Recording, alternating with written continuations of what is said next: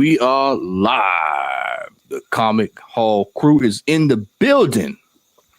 It is I, Matt. We have brother Al, Dusty Brick Brown in the building. We got Chris is back in the building. And we've got Puff Comics in the building. Yes, sir. Yes, sir. Yes, sir. Who you gonna call? It was Ghostbuster Day 2 days ago, so 39 years. It was the 30. I mean, that's crazy, man. 39 years. I'm older than Ghostbusters, but I grew up with Ghostbusters. Yeah, side by side, man. It's amazing, bro. So, how's everybody doing tonight? Doing good, Doing man. pretty good. Cool, man. Look here, bro. We got a lot to talk about tonight. Man. So you're thinking about it, man. A lot to talk about tonight, man. It was if you're a video game fanatic, man, this week was your Mortal Kombat fan. This week was great, and man, a lot on the docket tonight. All right, so ladies and gentlemen, we're not gonna waste any time tonight. We're not gonna hold you. We know. Send me in the chat. Yep. Let's go to the chat. We got Unruly is in the building.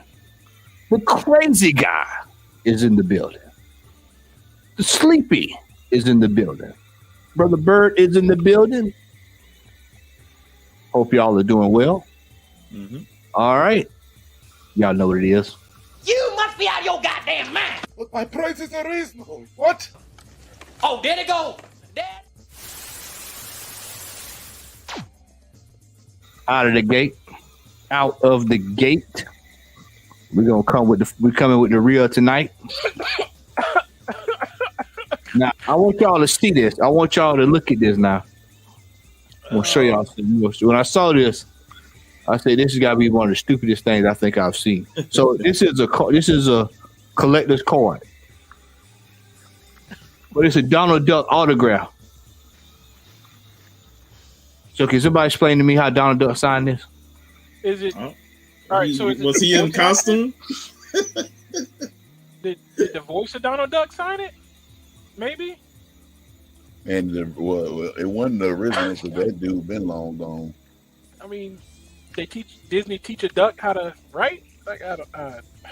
They just got the nearest guy who was in the Donald Duck costume and said, "Hey, sign this." Need to sign this. Donald Duck. This is where we at, people. This is what $1,000. $1,000 for that. For How much a modern trading card. No, it's not the same. No. I was looking at those ones at the bottom. It's like those gotta be cheaper than that. Way cheap. Yeah. This thing. So do they have a whole series of signed ones? Like Mickey Mouse has a signed card, and Ariel. So apparently they got a bunch of them. The Little Mermaid autographed a card. All right, then. I mean, here you go right here, man. 100 years of wonder signature. Ooh. Damn. No, I can't do it. Bleak is in the building. What's up, brother? Hey, man, how you doing up there with them fires, man? He went live earlier. I caught the tail end of it, but he was at the Niagara Falls Comic Con. And you know what's funny? Bleak, I know I was listening to you. I went back and watched the beginning of the video throughout, and it was like, I'm at the Niagara Falls Comic Con, but where are the comics? You know, there's very few comic booths there. So it's like already, like, wow. Oh. You know, man, I'm telling you, man, these Comic Cons, man. Bro, we know your pain, man. We've been there. I've been there. I know what you've been through, man. I know what you've been through. Donald's clone. All right. New and rare. The Taskmaster. It's not rare. It was just a Walgreens exclusive. It's not. I'm a Taskmaster fan, and no. Super hell no. Like, that's just ridiculous. Somebody's taking the piss here, man. Seriously. Like I said, we just can't figure out what's going on in these people's heads to come up with this figure to sell it for. Desperation breeds stupidity. I mean, you sat down. You sat down for a couple hours. You had a sip of Yoo-hoo, and you said, "You know what? I'm going $499,000 is what I'm selling this for." That sip of Yoo-hoo made you think of that price, Man. Come on, man. He could have. That's At least outrageous. put it OBO. Or at least he could have put at least OBO. So he could, you know, Could at least put it in a case. that too. Too much garbage, man. Golly. When you say outrageous, you think of the movie Outrageous Fortune, and even that movie wouldn't want to spend that much money on that. Right on time, man. Right on time. There it is. What's happening, Rico? How y'all doing? All right. Well, hey man, you got $499,999.99 to spare for the Taskmaster. That's a steal, man. That's all. That's a steal, bro. He'll buy two of them for that price. Yeah, man. Come on, man. And Do y'all not realize how rare that is? Did you see what he put? Very hard to find. Well, yeah.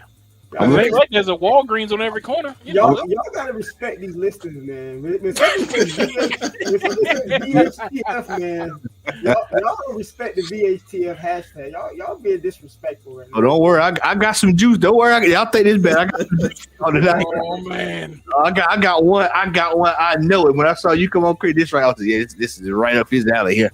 oh, this is gonna be bad. Yeah, it's gonna be real bad. It's gonna be real. We got some juice tonight, y'all. So y'all hold on to your butts. All right, next up. What the hell?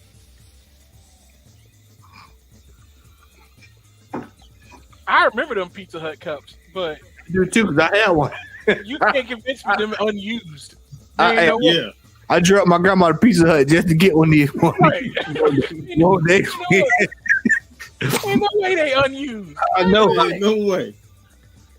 Especially if you had kids in the household, they all got used.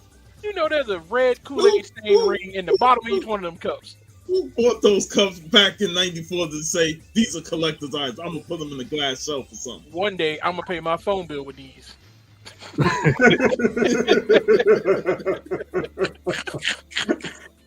Oh man, These gonna be the next Biggie babies, I tell you. hey, he better be on Straight Talk. We ain't playing AT&T with that. Man. It's right up there with that Incredible Hulk garbage can you had. And that's the one I had right there. The Black Panther. Yeah, that's the one I had right there. I'm not gonna lie. It was always weird to me when I was young that the Black Panther had a cape. Yeah.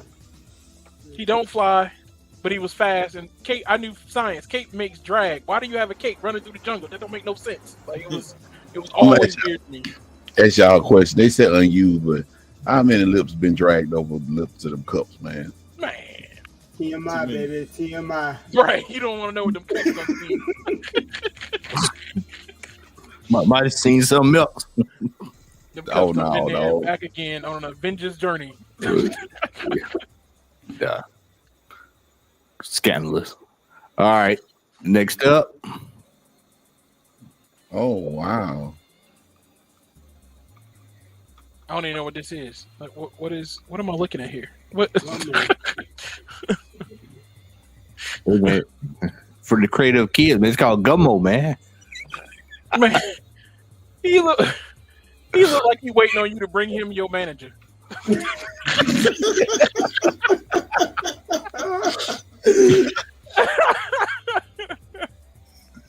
Waiting patiently. Right. It's just like I've never heard this in my life. I feel robbed.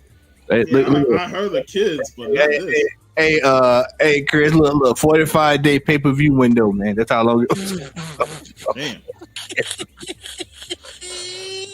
Street date.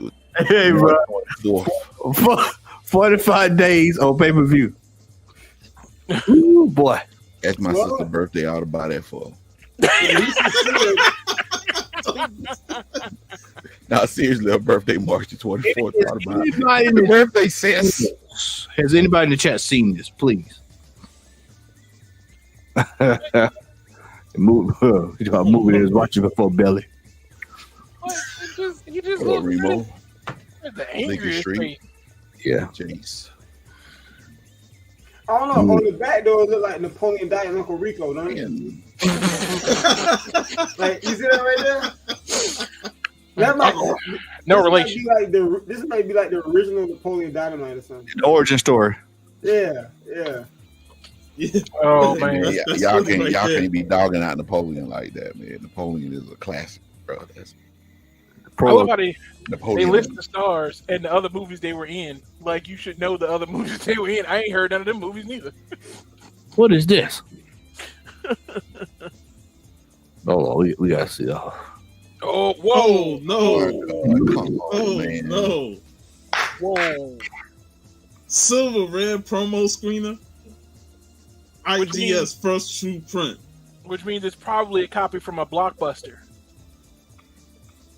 Blow that up, man. Get the Yeah, screen. Blow that up, Matt. That pic- Yeah. Now I will say if that was sealed, that would probably go for way more than 1,000. if it was Right. Look how Like- beat up it is. Jesus. sealed. Look But at that box there, man. Given the condition it's in, he must be in the Matrix thinking he gonna get $1,000. He is taking the blue pill. Right. yeah, He is still asleep. Man, that VHS done got plenty of play, bro. I'm telling Boy, you. what? All caps in the seal. Oh, He need Morpheus to come tell him, what if I told you no one will pay you $1,000 for this?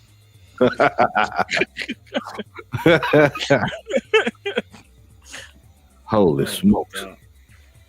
Damn. That is a person who clearly does not understand the difference between the real world and the dream world. yeah. I hope this ain't the same solo that Gummo. Right?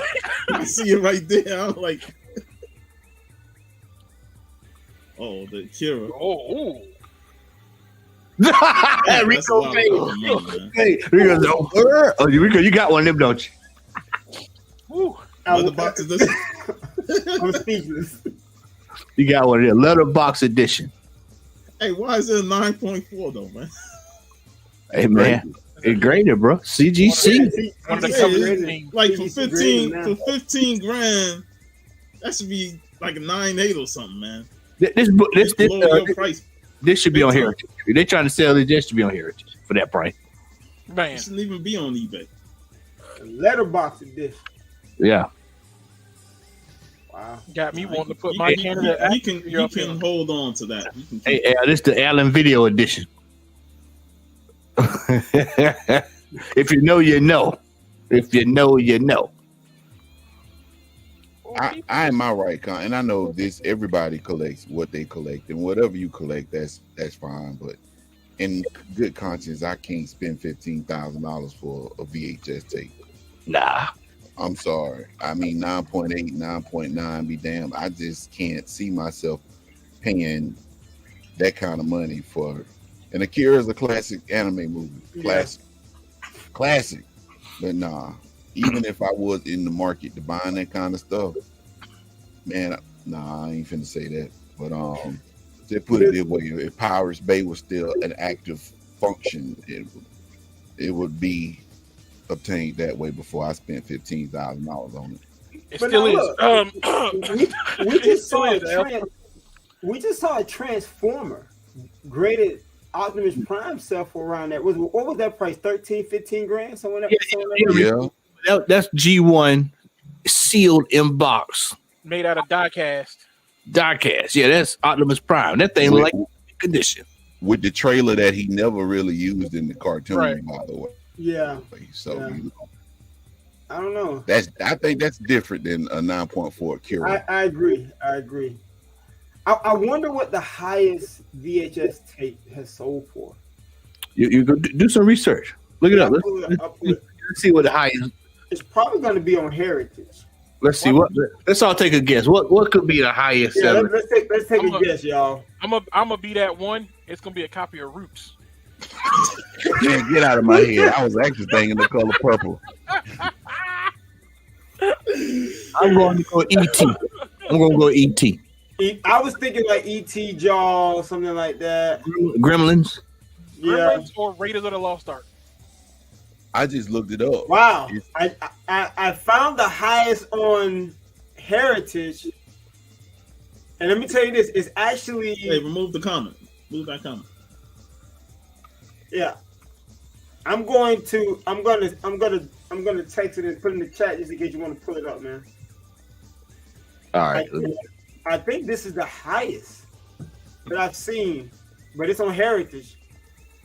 Now let me know if you shouldn't have to log in to Heritage. Look at that. Whoa. Oh, Back to the Future. Didn't Yeah, see I saw coming. that. 75 G's. $75,000. Holy smoke. And it's just now getting a Broadway play. Yeah. And listen, that sold last year in 2022. Jeez. Right at the 30th anniversary. Yeah. Something like that. Yeah. Imagine that was in CGC. Exactly. No, seriously. Yeah, that'd have been silly money. Yeah. And that's what an 8 basically, I guess like an 8.0 Yeah. comparable. Like an 80 plus, I guess 80 out of 10. 80. $75,000. God. And y'all may not realize this, but you know, I learned a lot of this stuff from working with Blockbuster back in the day. There used to be a time, I don't know about now, where they used to actually, if they had an overflow or an overabundance of certain like movies and stuff, they would typically go to consignment shops. And a lot of times those VHS tapes, if they weren't sold, they just sit and they would be wrapped in everything. So somebody got a whole bunch of VHS tapes from the 80s and 90s just sitting up. They maybe have a veritable gold mine on their hands, man. Yeah. And I'm thinking, now that I look at these prices. You know, Rico, share your screen, Rico. Share your screen. I'll flip over to yours right Share now. my screen? Okay. Yeah. Mm-hmm. Let's see. How do I do That's that? amazing, man. 75 grand. Yeah, that's where the money comes from. Right there by setting. It's down there in the setting. Oh, the setting? Okay, cool. That is ridiculous. Oh, you know, speaking of color purple, Al, have you seen the trailer for the remake? Actually, it's The pre-sent. reimagining? It's pre-sent, Rico. What's that, I man? saw it. Me and my wife pre-sent and saw it's The Little share Mermaid. screen. Got you. I saw the trailer for it when we went to see The Little Mermaid with my wife for the new Chris, color I purple. say it once and I say it again. Hollywood is creatively bankrupt. Look here, all I know is if in the new color purple she don't say you told Harpo to hit me, I don't want nothing to do with it. They ain't gonna say that because Let me know. it's too Has it politically come up? incorrect. Right. Let me stop by in. No, I hadn't seen it. Oh, let me do this then. Let me move this over here. That Move won't this happen. over Here. We need a remake of Color Purple, like we need a remake of Fast Times at Ridgemont High. After Give you 'em click time. share screen, it's like whatever web page you want to share. Okay, got you. You know, they already redid color purple and they'll get the Fast Times at Ridgemont High. They did Footloose. I selected it and I selected my Chrome. Let's see. Footloose. Let me do They this. they weren't going. It wasn't going to be the same because if you remake any movie from the '80s without Kenny Loggins making the soundtrack, then it ain't going to be a hit. That's just how it is. Yeah, because they had somebody redo the The song, original the title song. song. Why you didn't get Yeah. Kenny Loggins, man? Like he doing anything, Danger Zone. man. You don't know the danger Oh, zone. you know what it is? I'm gonna have to do it in Brave real quick. Like for some reason, it's not allowing me to pull up mine in Chrome. Don't let Danger Zone come up in your music shuffle while you're driving. You'll get a ticket. Danger Zone had you fucked up on the highway. Coming through Henry County, you can get your ass skin up, man. Yeah, line Telling you. on the ground now. I was like, I'm not sure, why were man. you speeding? For some reason, I'm having difficulty. You want to pull up? It's all good. It's all good. Yeah. But those prices, though, but if you think about those prices, the Akira don't seem so far fetched now. True. Yeah, I still think they out their mind, but I'm just saying. Not that they ain't crazy, but you see where they're coming from. Yeah, you know what I'm saying. So Yeah. let's let it do a little research. Mm-hmm. All right. So let's move on here.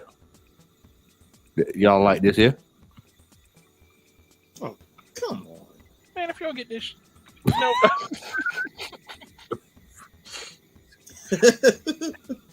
Wow. Shout out to I Big Balls.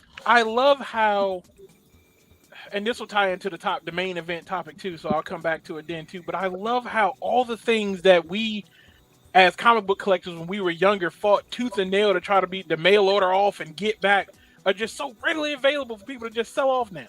Yeah. You know, when you filled out that form in the back of a comic book or in the back of a Wizard magazine to order a Marvel comic cover T-shirt with Wolverine or Spider-Man on it, you cherished that T-shirt like it was the Holy Grail. Like it was felt so special. right. Yeah. It has so much more meaning to you because it wasn't super mass produced. You couldn't just walk into a Walmart and just grab one. You had to order it, wait 4 to 6 weeks, and then hope that it didn't shrink the first time you washed it or fall apart. Because you wore it for forever. Yeah, you put these shirts on to show off at school. Like, look at my new shirt. You know, like when you get the sneakers and stuff, or just puffing out. Man, I remember going to Oxford Comics way back when they were in the basement of a bookstore and buying my Kingdom Come Alex Ross T-shirt. Ooh. Like forever, man. Now you just. I just dropped the link in. This one's sold. I follow this guy on YouTube, and what he does is he specializes in vintage shirts, and he always does this. This was a sold listing. This was actually sold. Hold on, wait a minute. Where is that? And so that's how I found out about some of these shirts, because he actually does a YouTube channel where he focuses on. He goes to like flea markets. This dude, I'm telling you, this dude is crazy. He goes to flea markets. He goes to all these different places, and he finds these shirts. He might pay at most maybe a couple $100, maybe $20. Sometimes he might find some for $2 or $3. And I'm telling you, he sells these shirts for like in the thousands and thousands of dollars. It's remarkable. It's the geek version of house flipping. I don't give a damn. The only thing to remember is that Sid Justice is the man that ended Hulkamania. Now you, Hogan, I curse you. I curse you. Yeah, Rico. It's basically the comic book version of house flipping. But he goes out, find these shirts cheap, and then and then he flips them for big money. Yeah, and I I mean that shirt had 9 bids. That's a lot from right. Like, man, who like Wario like that? 9 bids? He asking $9,000? Look, man, that might be somebody that won the lottery and had no idea what to do with it first. Just so excited and just bought the first thing and saw. Bill Gates just sitting around, just like now ain't nothing else to do. I mean, Lord have mercy. Exactly.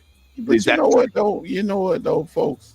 That's crazy. With the way technology is right Jersey. now, you can possibly find that print or that logo online, and if you have the viable tools, or you pay somebody to do it, you get somebody to make that shirt for you. Mm-hmm. It's called a Cricket. I have a friend who every year one of their Christmas gifts to me is that they make me custom comic book T-shirts because they've got a Cricket, and they buy 6X T-shirts that'll fit me from Amazon, and they screen print me shirts every year as Christmas gifts. But I will say this though, watching that guy's YouTube channel,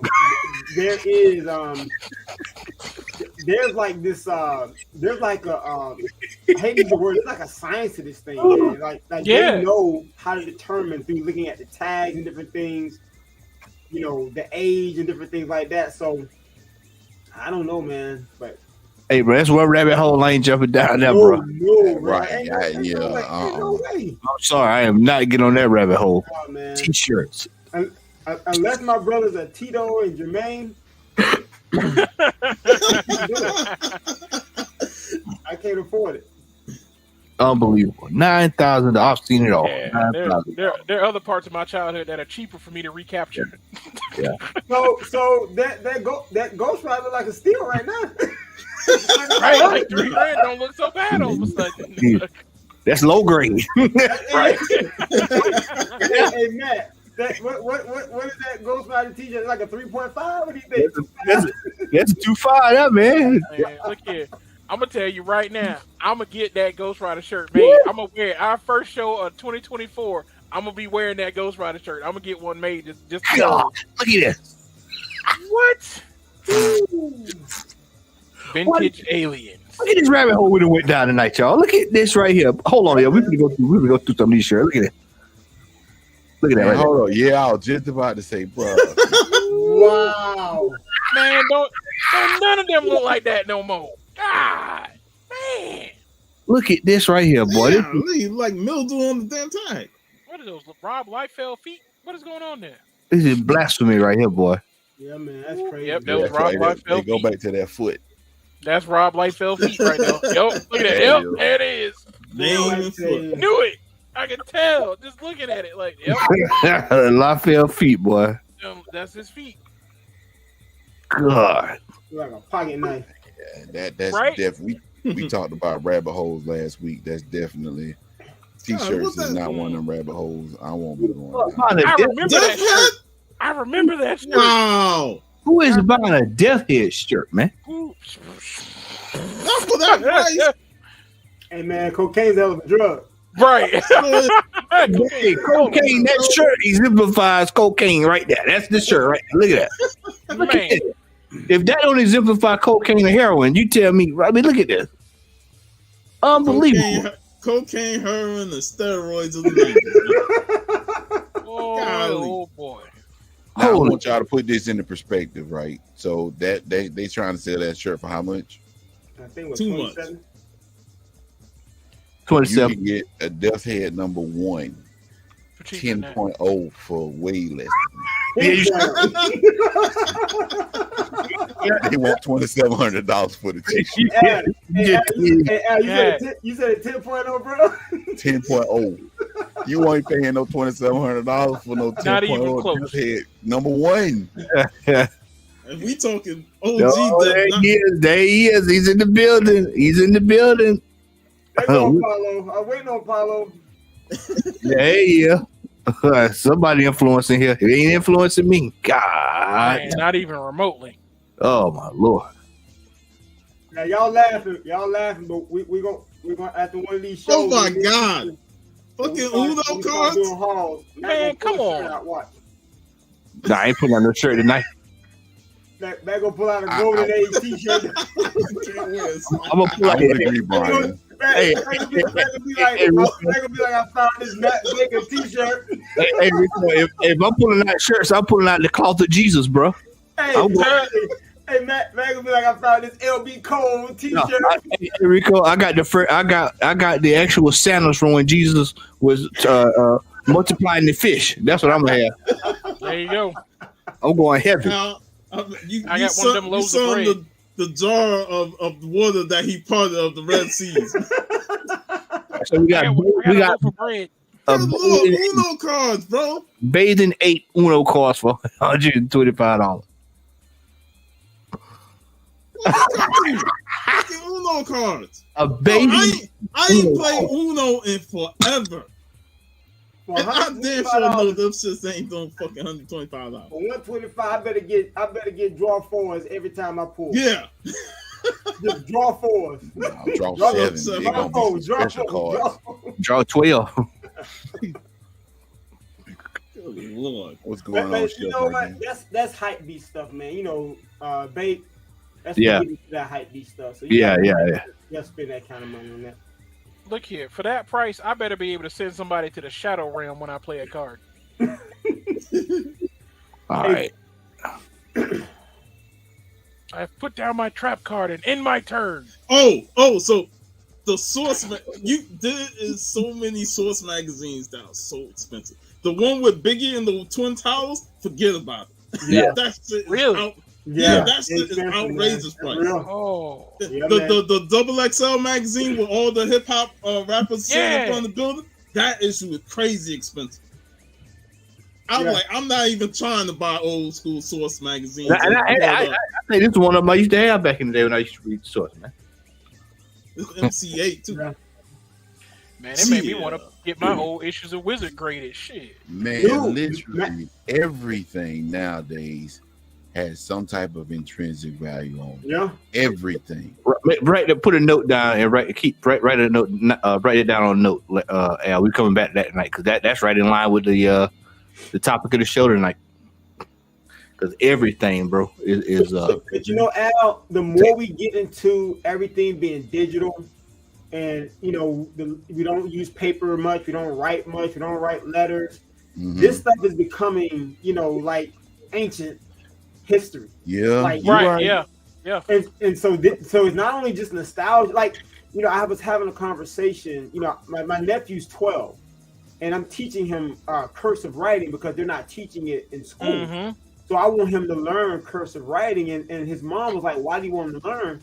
I said, "Because if he ever gets old enough, he wants to do real research and read old historical documents. It's going to be like reading a foreign language because he won't even be able to read it because we're kind of moving away from that now." So, hey, Larry, jump on, man. Jump on, Larry. Benz of the Beamer. But you know that's very true. You know. A couple of years ago, when me and my wife first got together, right after we got married, we decided to do nice to actually like write out Christmas cards for everybody. Mm-hmm. For and like it was amazing the outcry, the people, all our friends. We posted on Facebook like, hey, if you'd like to get a Christmas card from us, let us know. And we were sending out Christmas cards for our first year married together, and so many people were so just like, yeah, man, I would love to get one because we don't get physical media anymore, you know.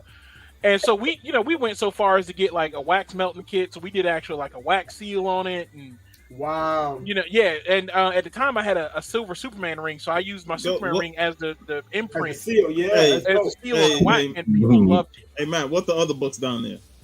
People love getting physical stuff like that again because we've moved away from it. Moved away from it, man. Absolutely. Yeah. 100%. Mm-hmm. Jesus, the Terry Curl Ice Cube right there, bro. Right, Jerry Curl Ice Cube. This is a Soul Glow Ice Cube. Hey man, I'm finna ask for a special request, and this about to blow y'all mind This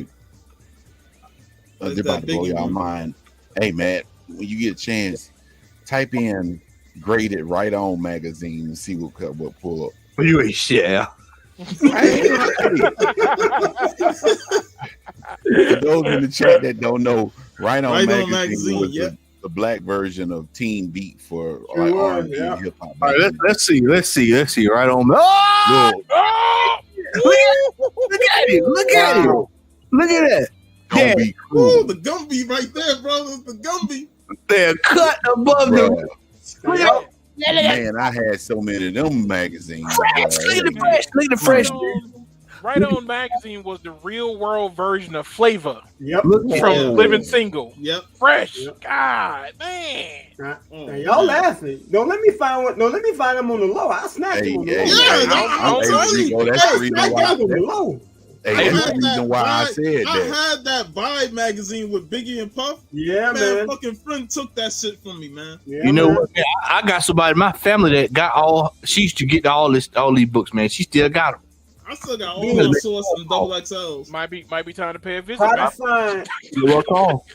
Try to find that Source magazine that had the very first cartoon of Boondock. You're gonna spend a little penny for that. Oh yeah, my time. I've seen that. Yeah, you're gonna spend a penny on that.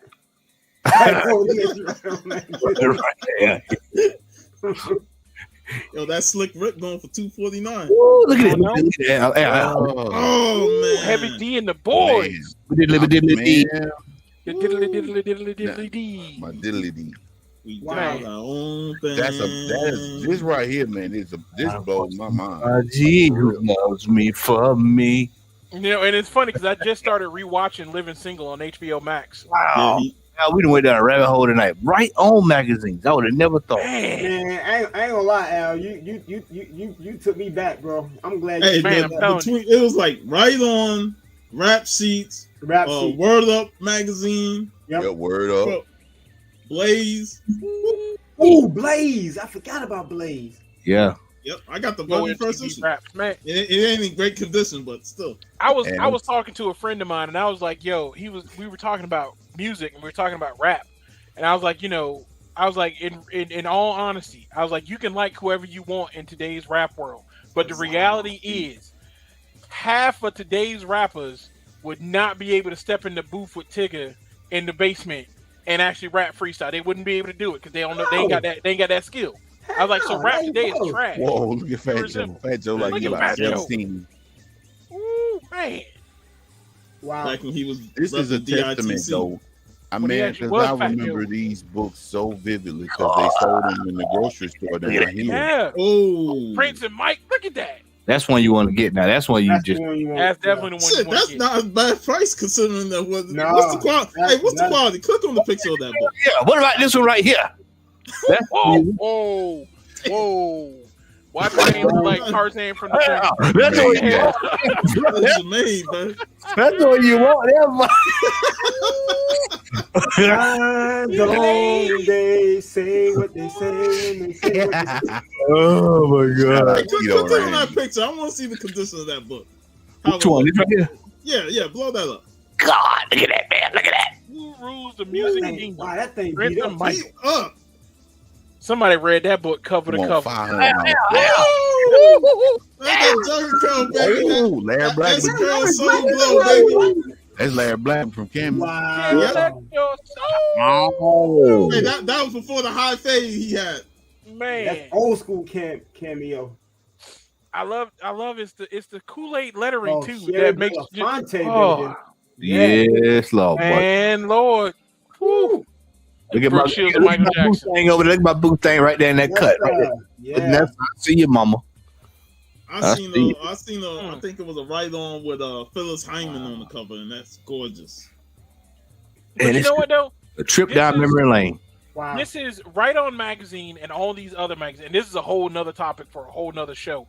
But Right On Magazine, look at little That Oh, Pepsi yeah. commercial.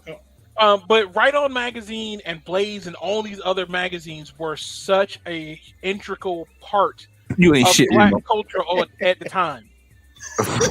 Like, because there was no internet. Ain't issue. There was no BET, there was no internet. When you wanted to know what was going on in Black culture, you read these magazines to find Yeah. out what was And happening. don't even get started with Jet Magazine and Ebony Man. and all that. You don't Not know? to mention, and I'm gonna put myself on Front Street. Right On Magazine used to have this section in the back for pen pals where you could write people. So I used to write a couple of girls and stuff. You know, what You I'm ain't the saying? only one.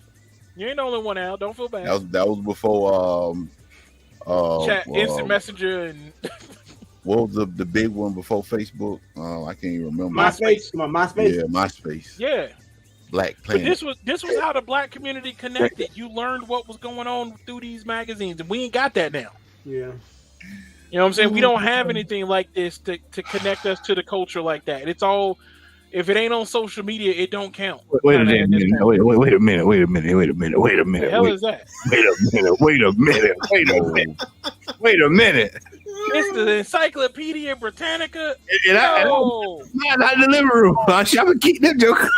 Shit, in piece. Come on through. Man, do y'all realize how outdated most of the stuff in them books are, man? Yeah. But you know what though? They make great gifts. My mom gave me for my 40th birthday. My mom gave me the Encyclopedia Britannica for 1979, the year I was born. That's Exhibit the Jerry Curl on page 77. Right, like, and it was cool because it was like, this is what's going on in the world the year you were born. So that they make great gifts. I ain't gonna lie about that. Now, Like- you know which ones that won't be outdated? Remember those ebony pictorials? But like it Yep. came like in a volume? Yeah. Because all it did was break down the history from the past all the way to early African civilization to I think to the 70s. Because I think LaRon Bennett was like the publisher of those. So As a matter of fact, I still have some of those back home. Yeah, man, those was jam. Encyclopedia Britannica. For those that don't know, for anybody that's too young when watching the show, Encyclopedia Britannica was our Google. Yeah. That's how you looked up stuff. That's how you found out what you needed to know to finish your school report. Finish your wasn't no school Wikipedia research paper. Yep. Right. You just like, oh man, I don't know what this is. Your mom, what did your mom tell you to do? Going into the library, go and look it up. And when you went to the library, you had to go to that little thing and you had to use the Dewey Decimal The System. Dewey, yeah. Exactly. Yeah, I remember those. Decimal. Yeah. That's Egyptian speak for man, you don't know kids today. So you know. Say it one more time, Al. Dewey Decimal. The Dewey Decimal System. Hey, Al. Now they got Chat GPT.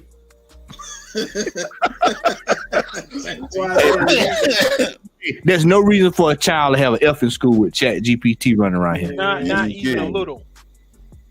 If somebody watching, somebody say, "Shit, I'm gonna keep an eye on this." I got my granddad is. I'm watching it. That's Remo, by the way. That's Remo. Remo just did that. That was old school Google, man. That's how you do it. Cliff Notes. I remember Cliff Notes, Chief.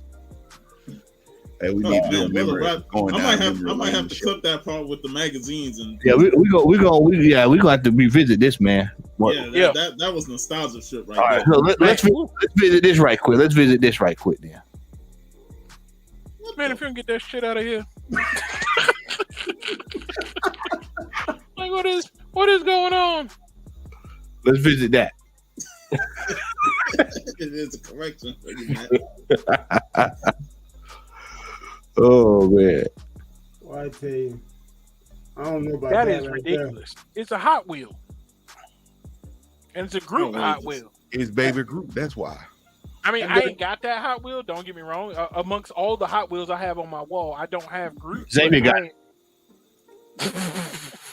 Hey, Al, how much will the first appearance of Groot in Nintendo cost us? That right there. About $6,000. Hey, we helped Steve get the first appearance of Groot. You know, we all chipped in on that, so it was a pretty penny there. And that wasn't even high grade. It is Groot. Wow. Well, it was much less than 10 grand, though, wasn't it? Huh? That book was much less than 10 grand, though, wasn't it? It was much less than 10 grand. Yeah, exactly. All right. Slop drop. Murder was the case that they gave me. Larry, man, come on, right now. Larry said, "Fuck that! I'm buying it right now." He about to buy it. So what is it? It's not the cassette. You remember that's the movie? Yeah, that's the movie. Oh, VHS. I didn't even know they made a movie. The doggy style cassette tape seal, bro. Crazy money. Forget it. It's crazy money. Larry, what was that you found when we went to Book Nook, man? If you're still on there, what was that? What was that? The one that you that Snoop that you found at Book Nook, man? It was he found a rare cassette, man, at the Book Nook when we went. So is Murder Was the Case? Is this movie the prequel to Leprechaun in the Hood?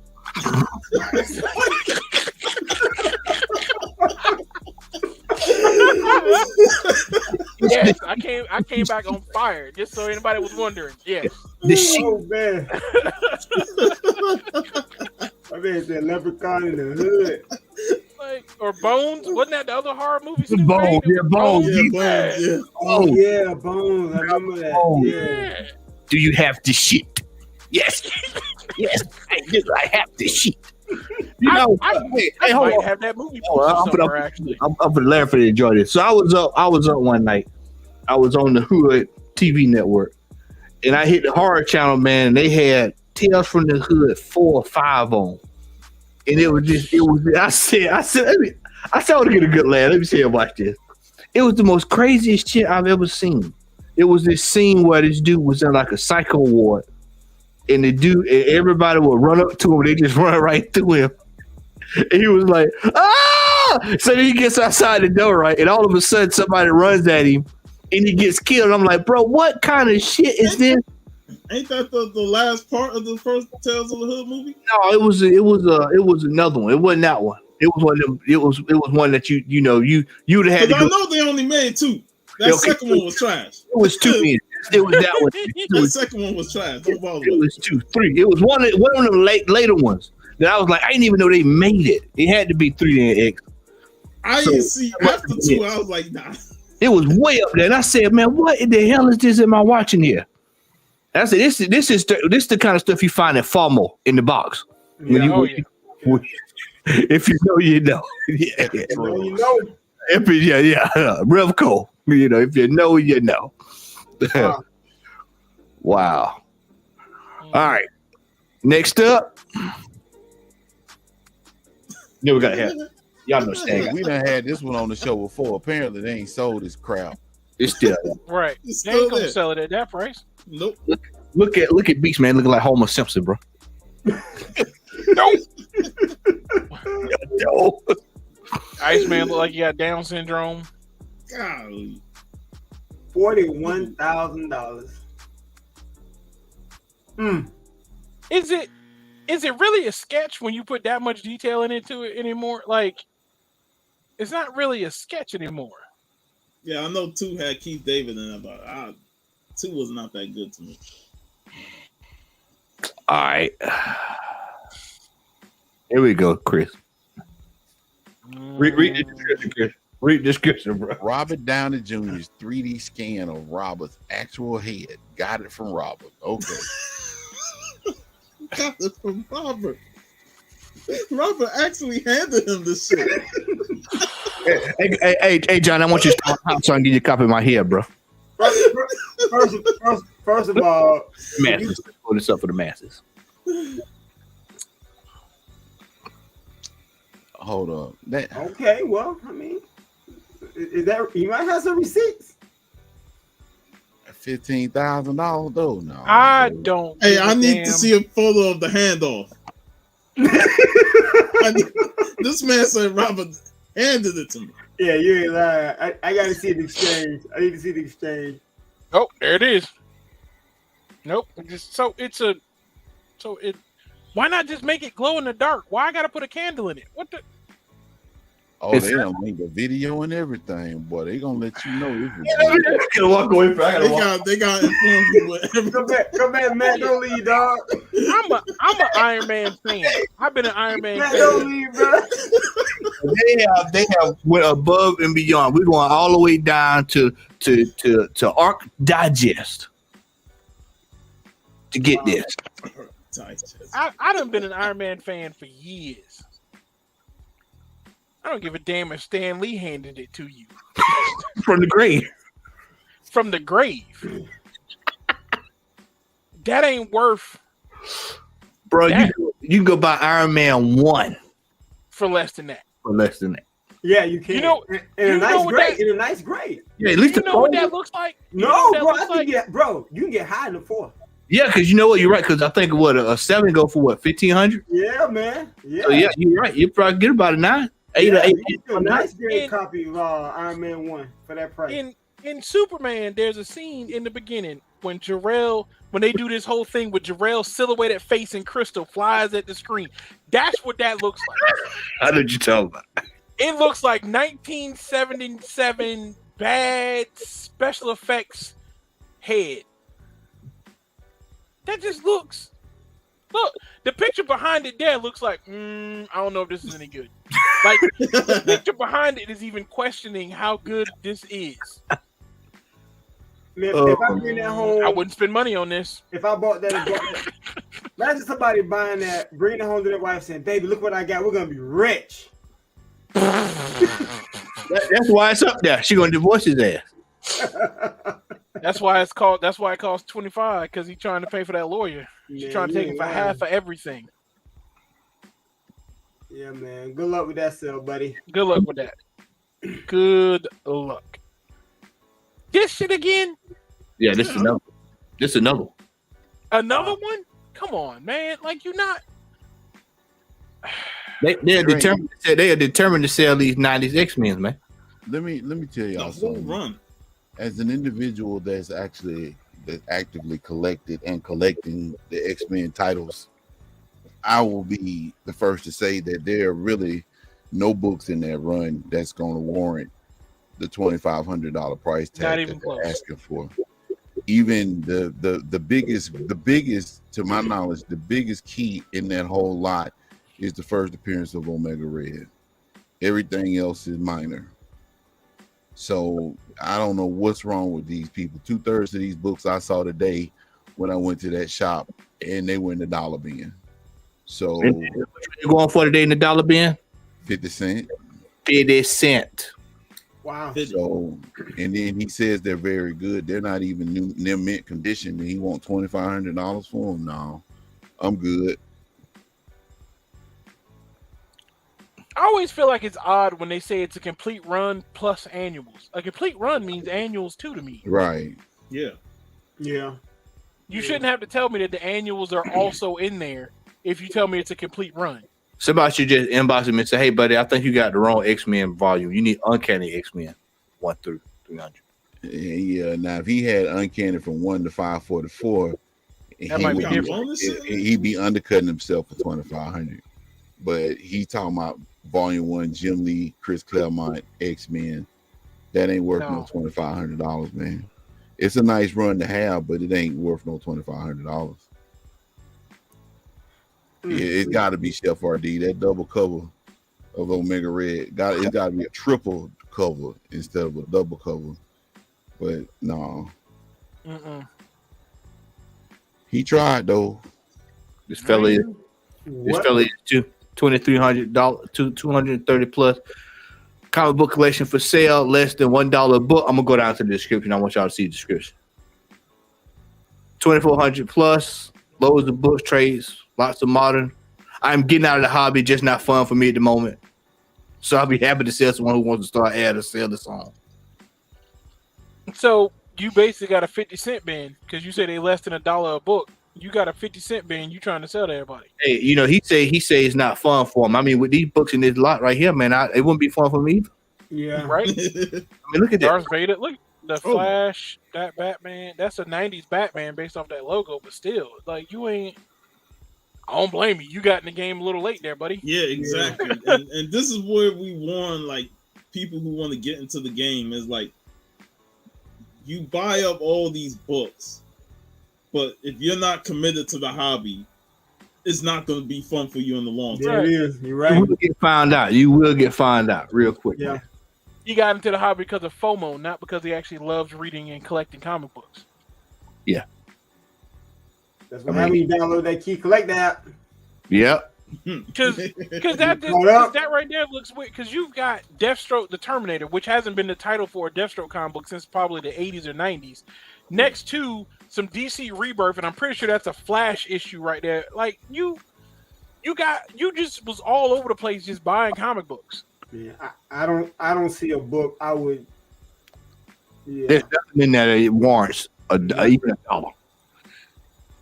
Just going to take that down to the library, friends of the library, and let you deal with it. Because he don't list what's in there. He's trying to make what money he can off of it, but you ain't getting it for that price. Nope. Just message and be like, I give you free. That's a bid too. Ain't nobody bidding on Nah. that. But I was trying to figure out if he can write them all. I give you $3.50. All right, Chris, talk to me, bro. Talk to you about what? What the hell is this? The last of the greats? The great what? The great what? This wasn't a great comic book. Like, what are we? It's the last of the greats. The last of the greats, man. So wait a minute. Is somebody selling the same book down there for $1.75? Yeah, it's the last. This is the last of the greats, though. This is the last of the greats, though. Same book, $1.75. Right, like. You know what I would do if I were petty? I would send him a message and copy the link for that $1.75 book to the message that I sent him. Oh, that ain't petty. If that's petty, not that even. I'm the petty is. I've done that all the time. Yo, I found your book way cheaper. Man. I'd be like, bro, I hope you get some help with whatever situation you're going through, bro. Right, like you want $1,800 for one issue of a comic book ain't nobody heard of? Like, come on, it's $17.99 for that, and you got this sitting right here, man. You can just take that and apply it to this right here. But once it load up, now look at that. You can apply it right now. It is right now on the spot. I mean, look at all that gold right there. Look at that gold right there, man. Look at that. And if you're looking to spend money on comic books, There's a Blade variant because I collect Blade variants, and there's one with the it's Blade number 2, with the Wesley Snipes cover, and the guy, and don't get me wrong, during the pandemic, now that thing was selling like $700-800, but not now. So the guy has one listed for like $1,200. So I reached out to him. I said, hey man, this book sold for $99 in the CGC 98. I said, I'll give you like $125. You know what I'm saying? And he was like, nah, that auction, man. You know how some auctions go. He said that's probably like a fluke. I bought another one a week later for $99 in the CGC 98. So I got 2 flukes for $99. He's still holding on to $1,200. I said, okay, good luck. Hope that works out for you. Hope that works out for you, buddy. Always find a better deal somewhere else. Yep. Gutter trash. That concludes this week's edition of You Must Be Out Your Damn Mind. Hey, the highlight of that whole thing was those Right On magazines. Yeah, and we're gonna revisit that, man. Oh, yeah. That was fun. Put it on the list now. We're gonna revisit that, man. We're gonna revisit that. Was fun. That was fun. Yeah, going back looking at some of that. All right. Let's move on.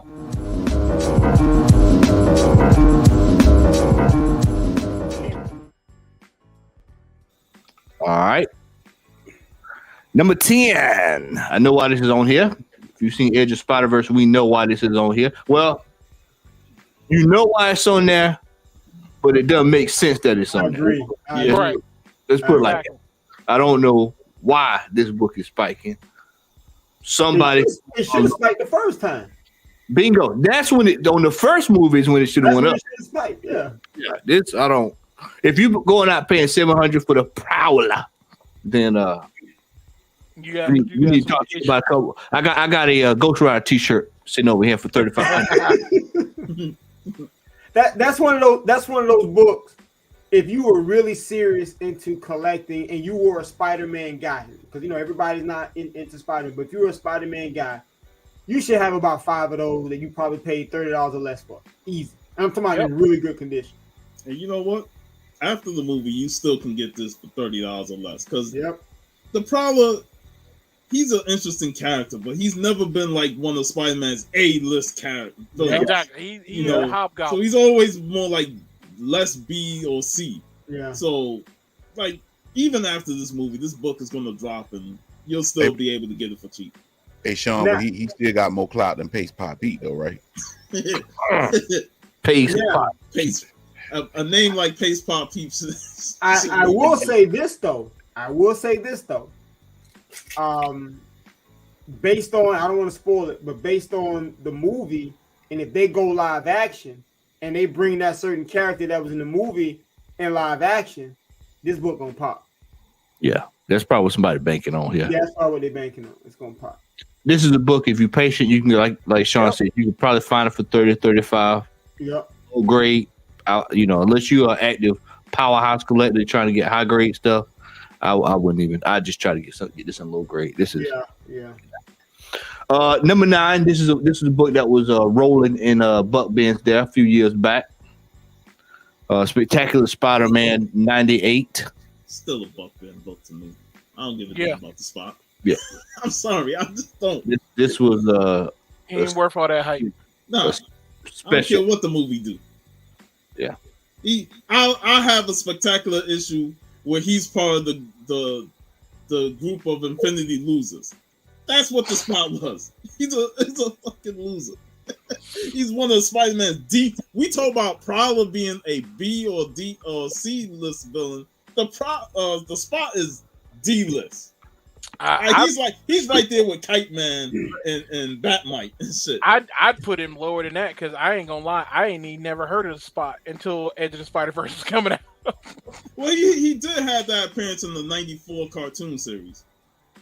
This the thing about these villain books like this. Like, that's different. You like black. Yeah, we know that. Yeah, Black Cat is different. We're talking about the speculators here. These villain books, man, unless you're dealing with a grade A villain, man, these villain books are dangerous. You have to know which villain books to get. I agree. You need to be Doctor Dooman. You need to be Galactus. You need to be getting major villains. Major villains. Major villains, not F villains. Prowler is not a list villain. You need to get villains that are dangerous to the entire Marvel universe, not just a specific hero. Yeah. Now, I will say this though, considering that this is a Sony property, and Sony pretty much own all things Spider-Verse, there are gonna be a few. I don't know which ones they're gonna be, but you can expect there to be some villains that may not be, well sought after, that has the potential, because they're gonna extend that rose gallery and go all in. Oh yeah. They're gonna be able to do things with certain A-list. Because remember when Marvel first started out, they didn't use A-list characters. Iron Man at the time was an A-list character. They used the Mandarin. Right. So they used a lot of characters that we wouldn't really consider as A-list characters. Yeah. So Sony's gonna have to go through that same process as they start building this rose gallery around Miles. So there may be a few that might sneak through. Would you invest 700 in Amazing Spider-Man 78, Rico? Huh? Would you invest? I'm laughing because I'm trying to get it out without laughing. Would you invest 700 in Amazing Spider-Man 78, brother Rico? Huh? Huh? That first one was on purpose. Yeah. What? I plead the fifth. F-I-F fifth. I'm about to get me one of them. What? Oh yeah. What? All right, here we go. Marvel Superhero Secret Wars. Number 7. Number 8 on the list. Alice, shake your head. Speak on it, brother. That's the book that I think on the last panel they show Peter Parker in that suit, in the black suit. Because number 8 is the cover of him in the black suit. Yeah. So apparently that's probably on the list because of the Spider-Verse movie. Yeah. So And the game. happened, huh? And the game. Yeah, Oh yeah. the game. I forgot about the game. Which looks good, by the way. Very good. So yeah, man. But that right there, man, you could buy at one point, even with number 8, man, you could buy that whole series, man, for less than $30. The whole Ybor City had the whole series. We found the entire series in their bins.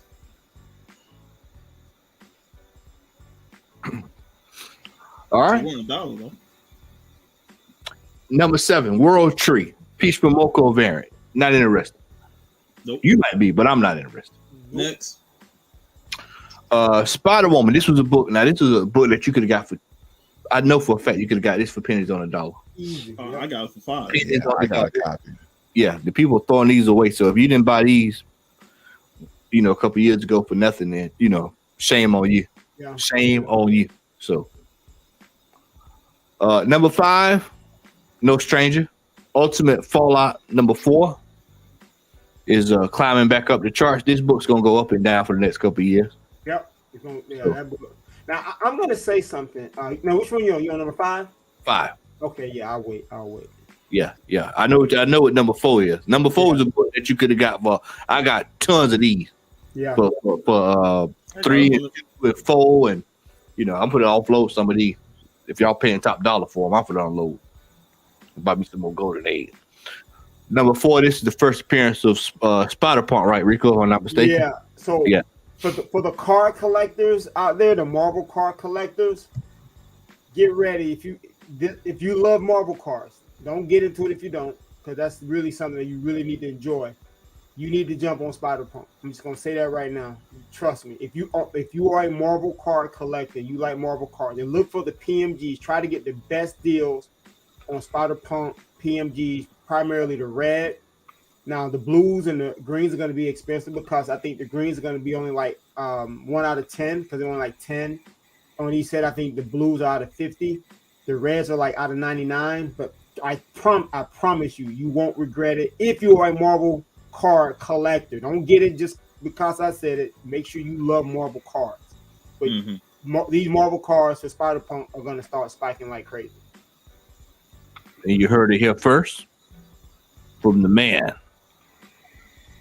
All right, Rocketeer, Adam Hughes. Like I said, I don't too much. Let me at this point. I don't want to see you around here buying like that dude trying to move them X-Men books for $2,500. He don't love the hobby no more. And we buying a bunch of Spider-Punk cards. Somebody, you done fell out of love with Marvel cards, trying to move them.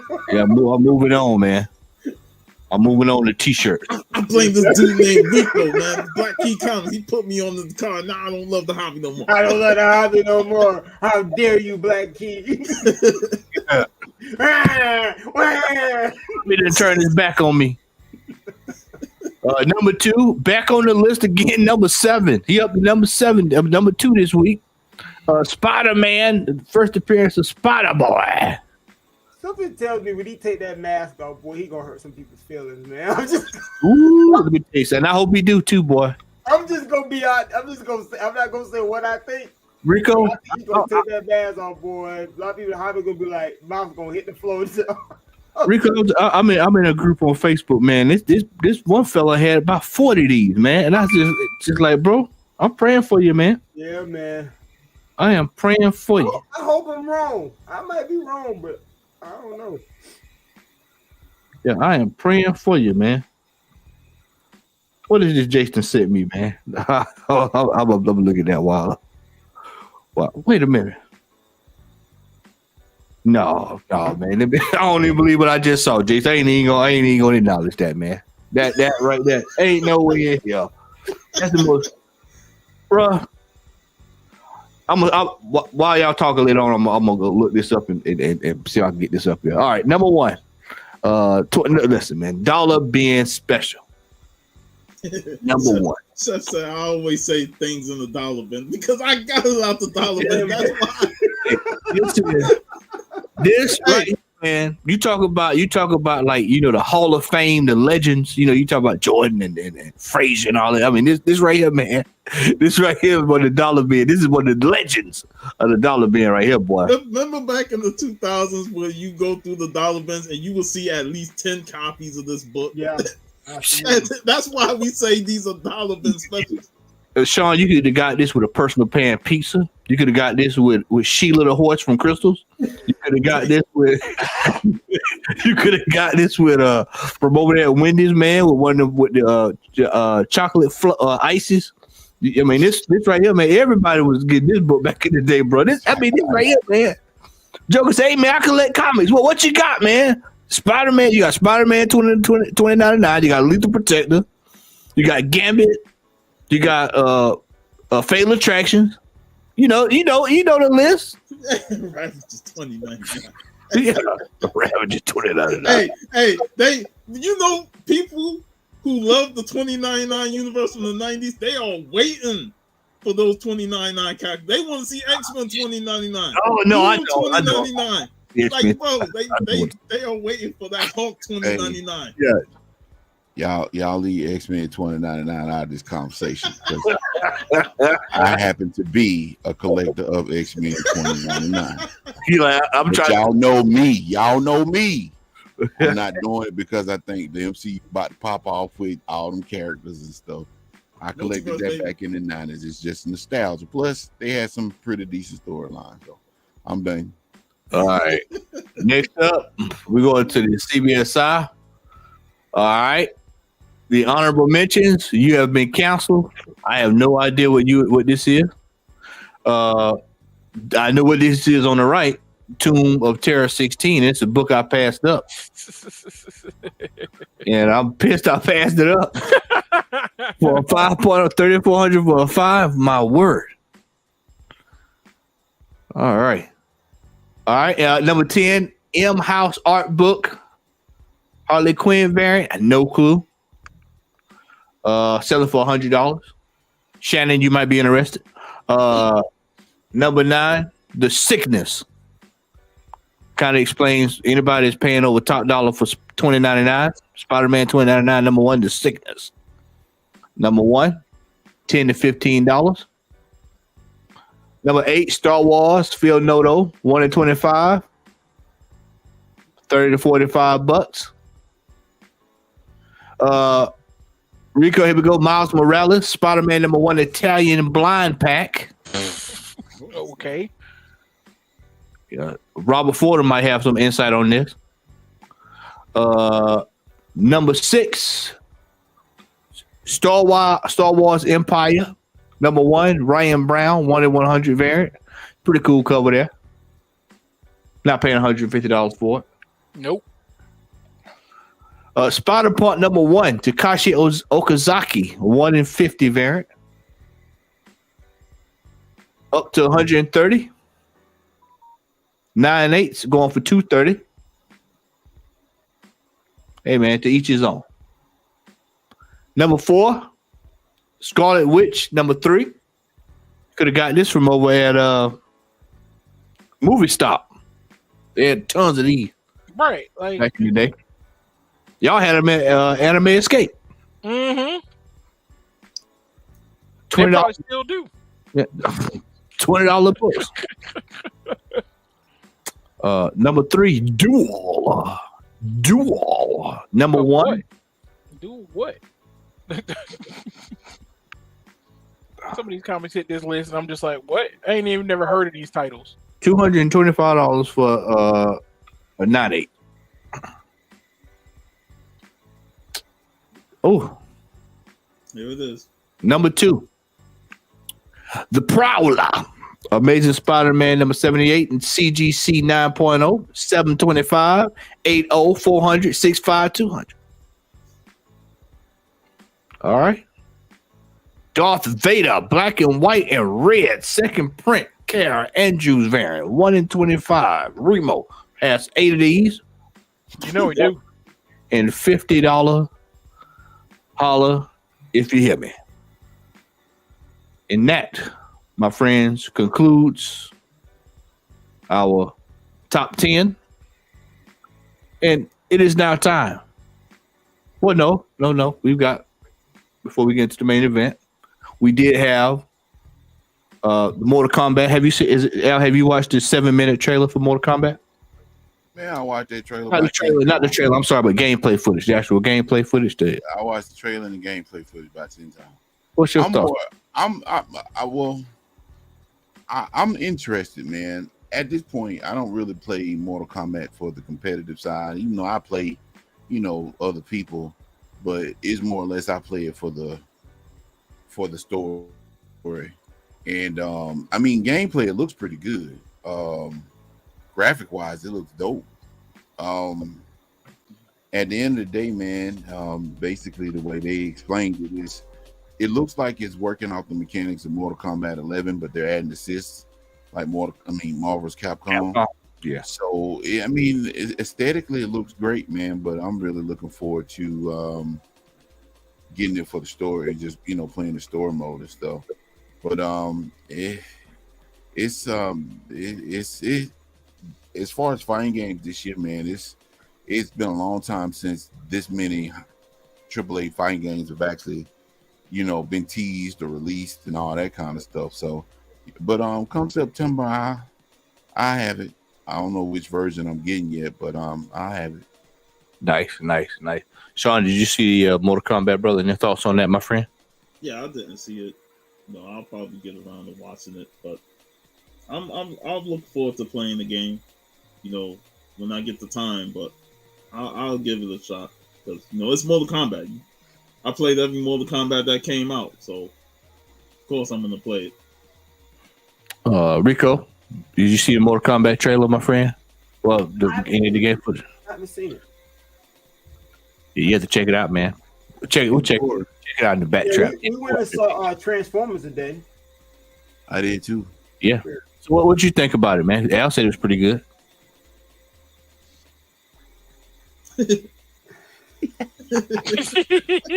Man, let it out, Rico. Yeah. Let it out, bro. Let it flow. That was a long pause there.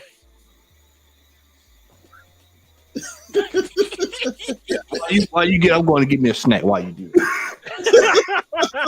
No, it's kind of hard because it just seems like your typical Transformer movie. Like if you think about all the Transformer movies that we've experienced, it kind of slides right in. Now, I will say there's like a mid-credit scene that I thought was cool. To me, that was the best part of I hate to say the entire movie.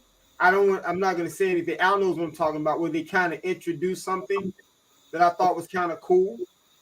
But you say it's just like, but I don't know, man. It was entertaining. It was entertaining. I agree. Like I put in the chat, man. I gave it a 7. Those movies will never get anything past the 8 for me because yeah, I think the formula, like you said, the formula is the same. You got your human element, then you got the Transformers. I think they still haven't been able to balance the human and robot element because let's face it, people go to the movies theaters to see Optimus Prime in them. They don't go to the movies to see, Jimmy Lee Frazier working on a car. You know what I'm saying? So, but I thought it was entertainment. I told Larry earlier, I was impressed with the CGI for the Maximals. To me, they look better than the Autobots. Dude, they were excellent. The CGI was great. CGI was really good. CGI was really good. The CGI was really good. But like Rico said, it was pretty much running. You seen that Transformer movie? You pretty much seen them all. Yeah. Give or take. But I will say it was better than some of the previous installments of the series. It wasn't the worst Transformer movie. No, it wasn't. By no means. Yeah. Yeah, the graphics were great. CGI was great. It was a fun movie, but I really, there's one of those mid-credit scenes. It's a mid-credit scene that's gonna actually, to me, got me excited about what may happen. Not just like that, but I thought that was kind of cool. And let's just say, without giving any spoilers out, it involves Hasbro properties. So there it is. Yeah, they expanded the universe. Hopefully, I will say that if they can execute that properly, I think that they have a winner on their hands. A winner. Because, we grew up with these properties and stuff. And hopefully the Transform, because right now, I'm just going to be honest with you. We're going to keep seeing Transformer movies. Oh, yeah. They're not going anywhere. Oh, yeah. And they ain't going nowhere no time soon. We're going to have more Transformer movies than Fast and Furious. Yeah. So, well, did you hear they're going to do a part 2 to Fast 10? Yeah. Larry told me that. Larry, I think he said something about they wanted to do 3 parts, but I think they condensed it to 2. And The Rock is supposed to come back for part 2. So, man, Fast and Furious, they might as well just call number 11 and keep doing it. They might as well put them in the multiverse in the MCU, man, because they do feats now that is just ridiculous to even suspend your disbelief. You might as well, Dominique might as well be like an X-Men right now, because it's just, that Fast movie, I can't remember which one, where they were in that building and they jumped the building to the other building. Yep. I agree, Apollo. They gonna cross over with Transformers. Look, man, they sent 2 brothers to space. Right. After that happened, I was like, it's Marvel, baby. Sky's the limit at this point. This is Marvel. And Michelle Rodriguez, she had the nerve to say that the Marvel movies were played out. Like, really? Really? Like, y'all going to space, y'all dragging 20-ton safes in the middle of the street. Y'all sent 2 brothers to space in a Pinto. Weapons. You know what was in the trunk of one of them cars, man? What's that damn thing Loki used to walk around with on Avengers? I can't remember what gemstone was. It was the Infinity Stone. Yeah, which one was it, Chris? The little thing they did. The Mind Stone, wasn't it? Yeah, but it was the Mind Stone. What was his name? When he touched it, I can't think. That's what was in the back of Dominique. Yeah, they're gonna have Optimus Prime and My Little Pony. And the watching. They did a crossover on it too. The Transformers crossed over with My Little Pony not too long ago. So I don't know how they did that. I wasn't checking for the book. One of the ponies was a robot. That's right. Yeah, the Tesseract. Tesseract. But yeah, the movie was decent. Yeah, like I said, it was fun. It was some good entertainment. It had a couple of family messages in it. Optimus Prime was angry, and I was impressed with the Maximals, man. Like, really impressed with the Maximals. They look really good on screen. So Really good. Also this week, I got a chance to see Into the Spider-Verse 2. The fact they rated about a strong 9. It was really good. Yeah. Did not see that ending coming. But by the time it hit, Sean, I was sitting there looking like, wait a minute. Bro, when he got to that universe, I was like, man, it's a funny, strange feeling about it. So I knew it was going to lead to another movie. Y'all know what this means, though, right? Sony ain't finna give up Spider-Man no Nope. time soon. No time soon. No, that's it. It's cash. Yeah, No time soon. Them That might be Spider-Verses. the greatest investment of all time. Yep. Like, I think they spent somewhere between 8 to 10 mil, depending on the various reports that you hear. And dude, I ain't trying to be funny. When you research and look at what they were selling, because remember, people forget Marvel was literally at the brink of bankruptcy, and they just started, licensing out and selling properties. X-Men was sold for like 2.5 million or something like that. Let that sink in. Yep. 2.5 million. I forgot what the deal they did with Namor and Hulk with Universal. Dude, at that time, the 5 of us probably could have got Black Panther and Luke Cage and Blade for about $1.5 million. Yep. Come on, like we could have put our coins together and then we would have owned all 3 of them. Well, educate them. Let's get a donation for Pace Pot Pete right now on here. Please, hey, Al is gonna pass around the tray and we're gonna play You Can't Beat God's Giving. And we need y'all to donate. I put my PayPal email in the chat. But let's not forget one other thing too. Right around that time when Marvel was leasing these or licensing them characters out for dirt cheap, they almost got bought. Yeah, they did. By Michael Jackson. Yep, I was he wanted to be know Spider-Man. what? I remember hearing about that. He wanted to be Spider-Man, so he was gonna buy Marvel so he could be Spider-Man. I couldn't see that. Hey, you know there was gonna be a scene where instead of Thwip, it was gonna be hee Hey, he be in the Spider-Man suit with the moonwalking video game, kicking glitter and everything. Gwen, are you okay? Are you okay? Are you okay, Gwen Steph? Mary Jane. Well, see, Apollo during that time frame, Marvel was like the comic book company. Man, they were breaking bad, bro. I mean, it was they were struggling, like they were on the verge of like going bankrupt.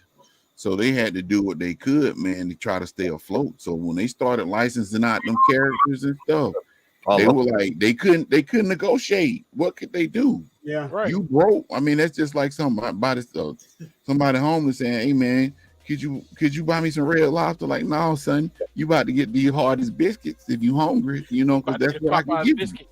I'm just being honest. Like that was the same analogy with Marvel and in Universal. Them. So, you say hardest biscuits, man. Hey man, the Rise and Shine buttermilk biscuits. Hey man, the hard biscuits busting. Back in about 94, boy, them hard biscuits was busting, man. Them cinnamon biscuits was delicious, bro. Yeah, they weren't none of the hardest food good for you, bro. I'm telling you, but that's not even a little bit. None of it. All right. Just want to give a shout out again to Retro Nerd Girl. She does great content. Nerd Girl. She does great content, great live streams, watch-alongs, and help the movies. So definitely sub hard, man. I can't find the photo. I was gonna bring it out, man. I want to give a shout. It's the sister that has. She was in the wrestling industry. I don't know if y'all saw it. She's been in the wrestling industry for 33 years. A sister, and she did the design for a lot of garments and stuff. She served in all of the major wrestling federations, and she retired today. I thought it was pretty cool. So, okay. Yeah, a sister. So, all right, it's time.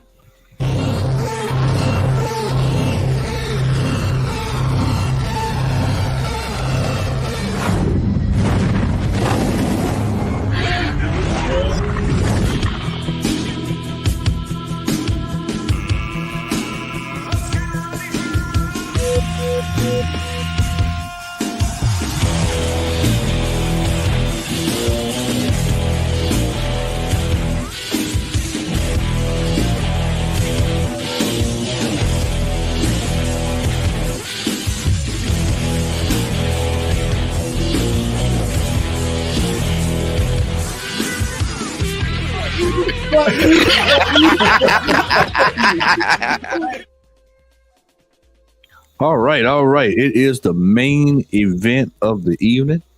Shout out to brother Dusty Britt Brown for this excellent topic. What does comic collecting look like in 2023?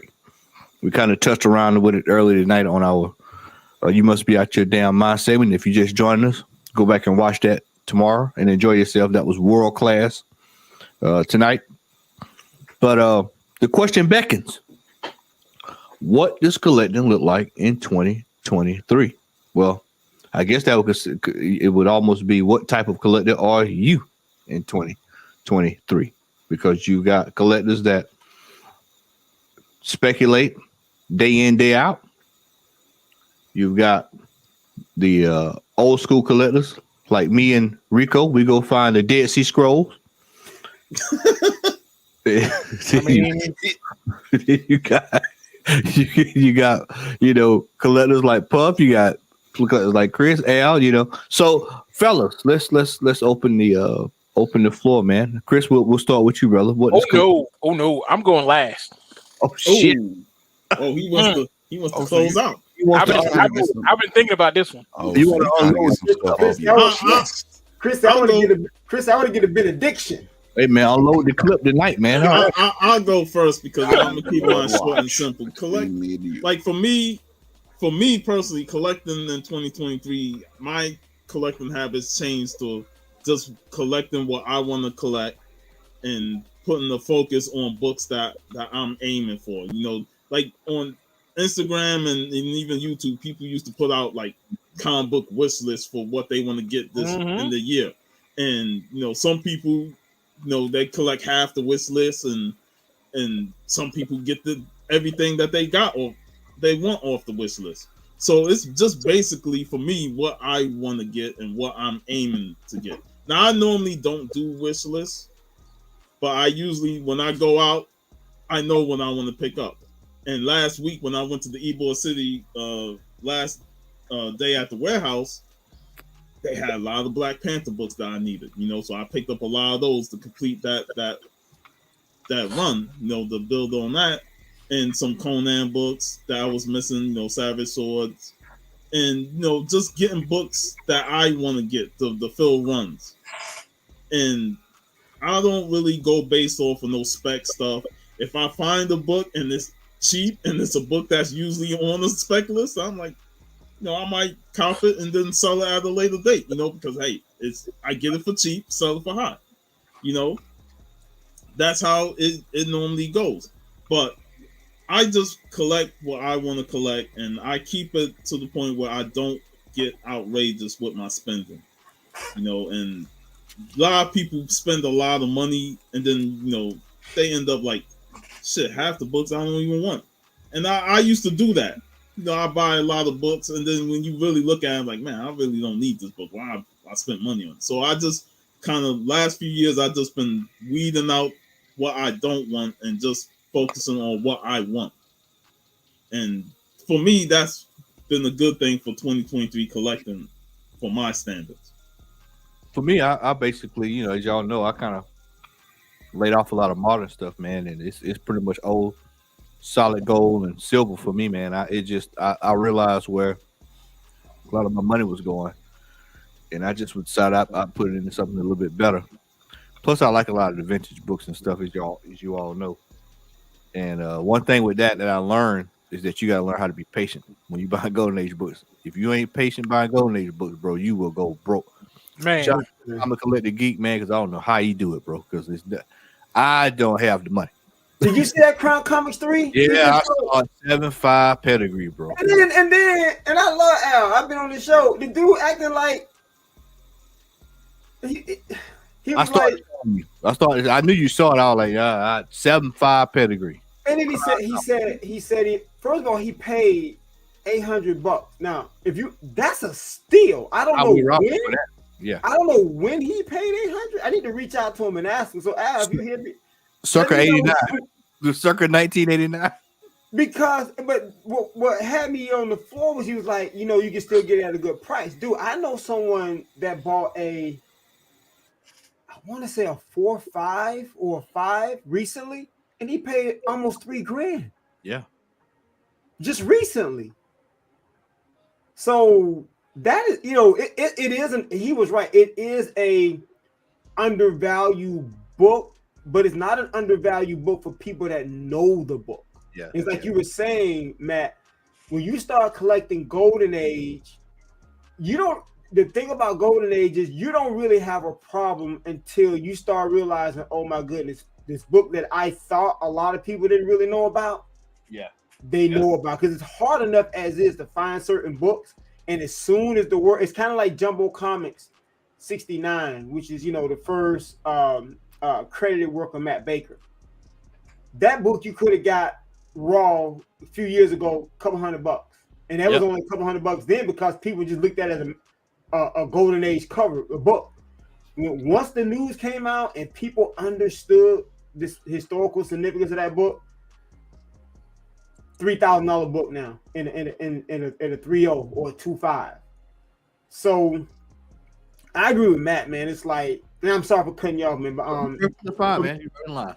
For me, man, I feel like I mostly focus on the good thing about me is I'm very like I have like different avenues I go in. I'm vintage, Golden Age. I'm looking for historical, Black, significant books, and then I have my people. I Blade is my guy. I don't know if y'all saw. I just posted like my foreign Blade collection. I go hard on Blade, and I even I have a 9.8 Blade variant collection of like rare 9.8 books of Blade. So for me, it's like I have this tunnel vision that I go through where it's only specific books. I think where we're headed is people are going to be a little bit less influenced by the hype. And I love that because what we just noticed, think about the movie that came out. Even though we're looking at this Prowler book selling for X amount of money, that Ultimate Fallout 4 hasn't gone crazy, which is a good thing. It jumped up, but it didn't go parabolic like it used to. 2021. Yeah, it didn't go 2021, 2020. Man, dude, based on like if this was 2021, that book would be $4,000 now. Dude, I don't want to call my man out, but one of our homeboys who have a YouTube channel, he paid and he went public. He paid $3,000 for the book. It still ain't back at $3,000 yet. I know somebody that's right there in the chat that offered somebody cash money, and the guy wouldn't sell it to him because he was trying to hold out for top dollar. Yep. Yeah, man. So I think people are going to, like Puff said, like Matt said, they're gonna start focusing on what they like, focusing on long-term collection.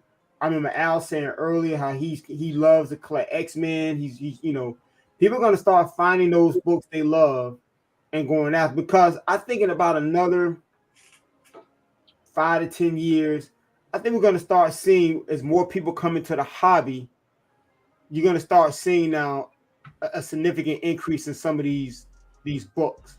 Mm-hmm. And so this is the perfect time to start just getting the books you want, focus on what you like, cancel out all that noise, what people telling you to get. That's why I said earlier, if you are a Marvel card collector, if you like Marvel cards, here's something to look at. But don't buy stuff just because somebody says it. Yeah. You know, don't look at these shows and people are talking about, oh, this is the hottest book of the week. And FOMO into them books. Man, don't do that. That doesn't make any sense. Because now you're gonna be like your boy on eBay. Saying, man, I'm trying to sell these books for $2,500 because I'm just not in love. No, you're not in love because you treat them books like a stripper. And you just right. He went over there. The Blue Flame. Exactly what he did, man. But I ain't got Zion. You were back in Club Nicky's, boy. They if you know, you know. Look, I don't have Zion money. I don't have Zion money. I'm gonna keep it like that. I'm gonna leave it like that. Zion ain't, but hey, he ain't gonna have no money soon. If you know, you know. Bro, that joker have got caught between a rock and a hard place, but I digress.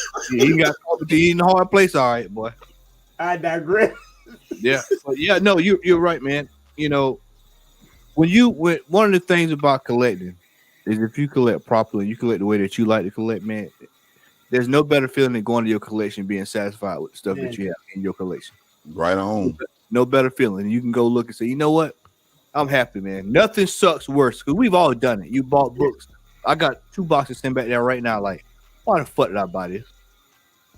And it's the worst feeling ever. Yep. This is why I am a whole proponent of buy what you love. Yep. Now if you want to go spend $1,500 on 10 copies of a Dark Halt #1, knock yourself out. Right. But you can't don't get no sympathy from me if you try to go down there to the comic man and trade it in, and he tell you he give you 4 Pepsis and 2 Twix bars. Twix. Yeah. So I mean, but and you gotta love your collection. I love what you said, Matt. Sometimes when I detox, I go through my books. Yep. And just go through my books and look at my collection, man. Just it just brings me joy. I'm having fun. It's nostalgia. And sometimes you got to get to a point too, like, and you know this, Matt. Like, for example, when you collect certain books, like I collect, when you purchase a Black Eldridge book, a very rare book, when you purchase a Harlem Youth Report, when you spending years ago $800-900 for these books, you're not buying it to flip because you know there's not really an audience for this. Yeah. So you already understand that this is something I'm buying because I love, and I don't even care what the price is 5, 10, 15, 20 years down the road. I want this book that bad. So I'm not even looking at the opportunity cost at all. I understand the opportunity cost isn't there. So if you collect that way, I think that's fine. Because now you may find out as time go on, the way you collect might end up being beneficial to you now. Because as information comes out about these books, like we just saw a Harlem Report by My Comic Shop get listed on eBay for what? $13,000, $14,000? $14,000. Bruh, I think and this is just me talking. I think it's worth every penny. That book is one of the hardest, rarest books to find. And when you talk about historical Black book, as far as content, no book touches that. All Negro comics don't touch that. Negro romance don't touch that. Eben don't touch that. Crown Comics 3 don't touch that because of the content in that. Actual purpose of that content. book. Yeah. What that book was designed to accomplish, how the impact it had on communities, on Black communities, economically, socially, politically. No book comes close to that book. So yeah, man. So you gotta be intentional about how you collect. Al? Well, I came up with the topic because it's been sitting on my my mind for a long time, man. Stewing. So what? As you say, stewing. Oh, yeah, it was stewing like some beef stew. But what comic collecting means to me in 2023 is the same that it meant to me back when I first started. Back in the day when all of us started at some point where it really wasn't a focus on speculation. It wasn't a focus on how much this book cost and how much this book could be worth. I bought comic books mainly because I enjoyed reading them. And I still do. And most of my comic book collecting today is of nostalgia because a lot of stuff, you know my story, Matt. I had a decent collection and ended up selling it when I felt like I got old enough where I was too old for comics. Come to find out I wasn't. I got back into it, And fortunately, I've been blessed to the point to where certain books that I've wanted, there's still some books that are elusive. I've been able to get, and I've been able to get for a real good price. And I've had some help getting some books. Shout out to Sean and G-Man and Stone Cold. But I collect because I love comic books, and I don't care. Like my bread and butter of my collection mainly is X-Men. My whole thing about completing the volume 1 run from 1 to 544. Like 23 issues shy of that. I just knocked off a book off of my X-Men X-Force Volume 1 run because I collect the Volume 1 runs of all the X titles, with the exception of Cable and Wolverine. Wolverine aren't really that intriguing for me to just have a solo book. I couldn't see Schnick all the time in the comic books and stuff. And Wolverine's an intriguing character. I just, for some reason, for any X titles aside from Wolverine and Cable, my goal is to get the full run, and I've so far completed New Mutants. I completed the X Factor Volume 1 run, Excalibur, and I do it not because I feel like, oh my God, the X-Men coming to the MCU soon. I don't do it for that. I do it because that's what I grew up reading. That's why I enjoy reading. I enjoy those stories. And I'm going to keep doing that. When we show our halls tonight, it's going to be a bunch of books that people will be like, man, why the heck you bought that book? But I bought it because it's something that I enjoy. And I don't know who said, I think Rico might have glossed over it, and Sean mentioned it. But at the end of the day, what Larry said you picked? Yes, I did.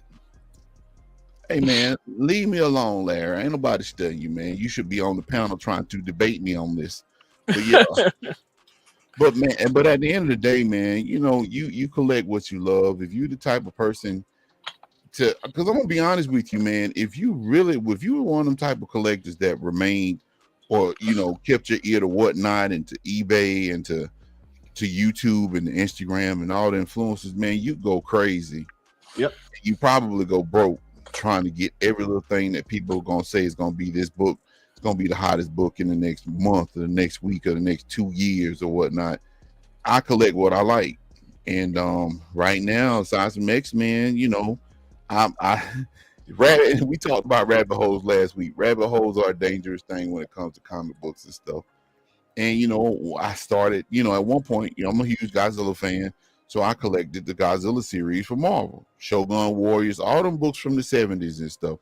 So I'm like, man, maybe when I get my X-Men collection, I start collecting Luke Cage because it was a book from the 70s. That's the kind of collector that I am. I don't care if all the books that I have right now, if they were to be worthless tomorrow, I wouldn't care because that's still an extension of me. It's part of my childhood. It's part of who I am as a comic book collector. So, if anybody that actually comes across this segment and you're brand new to comics, collect what you love, collect what you enjoy, and don't get caught up in that matrix of trying to be that person that's trying to keep up with the Joneses, because that'll get you in trouble. Like Matt said, I got my books in storage with my current living situation. But before I moved, I did the same thing Matt did. I did a culling of my collection. It was a lot of books that I bought that I regretted that I bought. Because at this point, like, man, why did I buy this book? Like the first appearance of Red Goblin, I ain't gonna do nothing with that book. I ain't even read it. But getting caught up in the hype, and at some point in time, we all do. I said, well, from here on out, I'm just gonna collect what I want. I'm gonna collect what I enjoy, and just keep it moving, man. So that's what comic collecting means to me in 2023. I'm not trying to keep up with all these dirt sheets and this, that, and the third, and all that kind of stuff. It's not my style, and it's never been my style. Now, if the MCU happens to drop, which I've said this on the show before, mutants show up in the MCU, it's a wrap. And like Rico said, a lot of the stuff that's out there now, like that idiot trying to sell that X-Men Volume 1, don't buy into that. That's today. Right now is the prime time to buy that kind of stuff because there's no focus on it. So if you like that and you enjoy it and you want to get it, it's best that you get it now before the comic fans get on the internet and start saying that the first appearance of Omega Red is worth $500. Highlight Apollo Crews' comment. I got it. My bad. That's exactly what it is. I got it. There we go. Everyone worries too much about clout in the trendy book, baby. Let me tell you something. Al, and I can tell you, man, you remember we used to back in about 16, 17, man, folk would break our neck to get the comic book stores on Wednesday. I mean, break it. Two to a mule. You get that, man, you buying the whole run of DC Rebirth, trying to get everything sorted out, Some folks know about New 52, going in trying to get all the New 52. You know, yeah, Chris shaking his head. He was a victim of that. You know, down there trying to get the Sinestro corpse. And you know, you scramble into the store, or you get that one in that variant that you checking the list on Wednesday night to see what's dropping with the 1 in 25. Shannon, you in the chat, you know, Shannon know. And you trying to get those books, man, and you realize it ain't worth nothing, man. And it's just like when you start putting, and that's what I did. Stop putting my money into that stuff. And just wait, because I started realizing that these books go on sale in November. Mm-hmm. You know, if you know the world famous days, they go on sale quicker than that. Mm-hmm. Al, go ahead, brother. Let me just say this before Chris get on the pulpit. I find a lot of joy when, as far as comic book collecting, when I'm able to sit down and have conversations with other people about the comic books that I read. Chris and I met on the strength of us. You know, he worked at a comic store up in McDonough when I lived up there, and we got to talk. I can't remember what we got to talking about, but you know, they sold comic books at the store that he worked. And I say this now, Chris is probably he's a DC dictionary, because he blew my mind with a lot of the stuff that he's, you know, I ain't never told you this, Chris, but you know, you did. But, he used to blow my mind because we would sit there and have conversations. Cool part of it is that, you know, he never came off as being this pompous, smug individual. You can tell by the conversation that he really enjoyed comic books. You know, he loved comic books. At one point, they had like a little group that I couldn't get to because of my work schedule, where they would get together like what, Wednesdays or Thursday evening, Chris? Thursday afternoons, yeah, it was my day off. And they would talk about certain like TV shows and stuff. This is before he jumped on the Comic Hall crew. Larry in the chat, we're both X-Men fans, and we've actually had conversations for an hour or two just talking about comic books. That in itself, in my opinion, is like one of the best things. And I'm pretty sure Rico and Matt have probably talked about Golden Age books, and they get crunk talking about these books and stuff, time, you know, yeah. because it's that That passion that you have. I'm pretty sure Puff and VV have had spirited conversations about Conan and Cole and all that sword and sorcery stuff that they like. You know what I'm saying? So I feel like, you know, you have to have you know, unless you just a straight up flipper, you got to have some kind of passion when you collect the comic books. Because if you just collecting just to collecting and hoping one day your collection gonna be worth $500,000, you know, unless you going out to estate sales and they got Action Comics #1 and they don't know what they got, and you buy for $50, I don't see it. You know, right? You gotta have a passion, and you gotta want to collect comic books, because right now, especially with modern comic books, them suckers ain't cheap.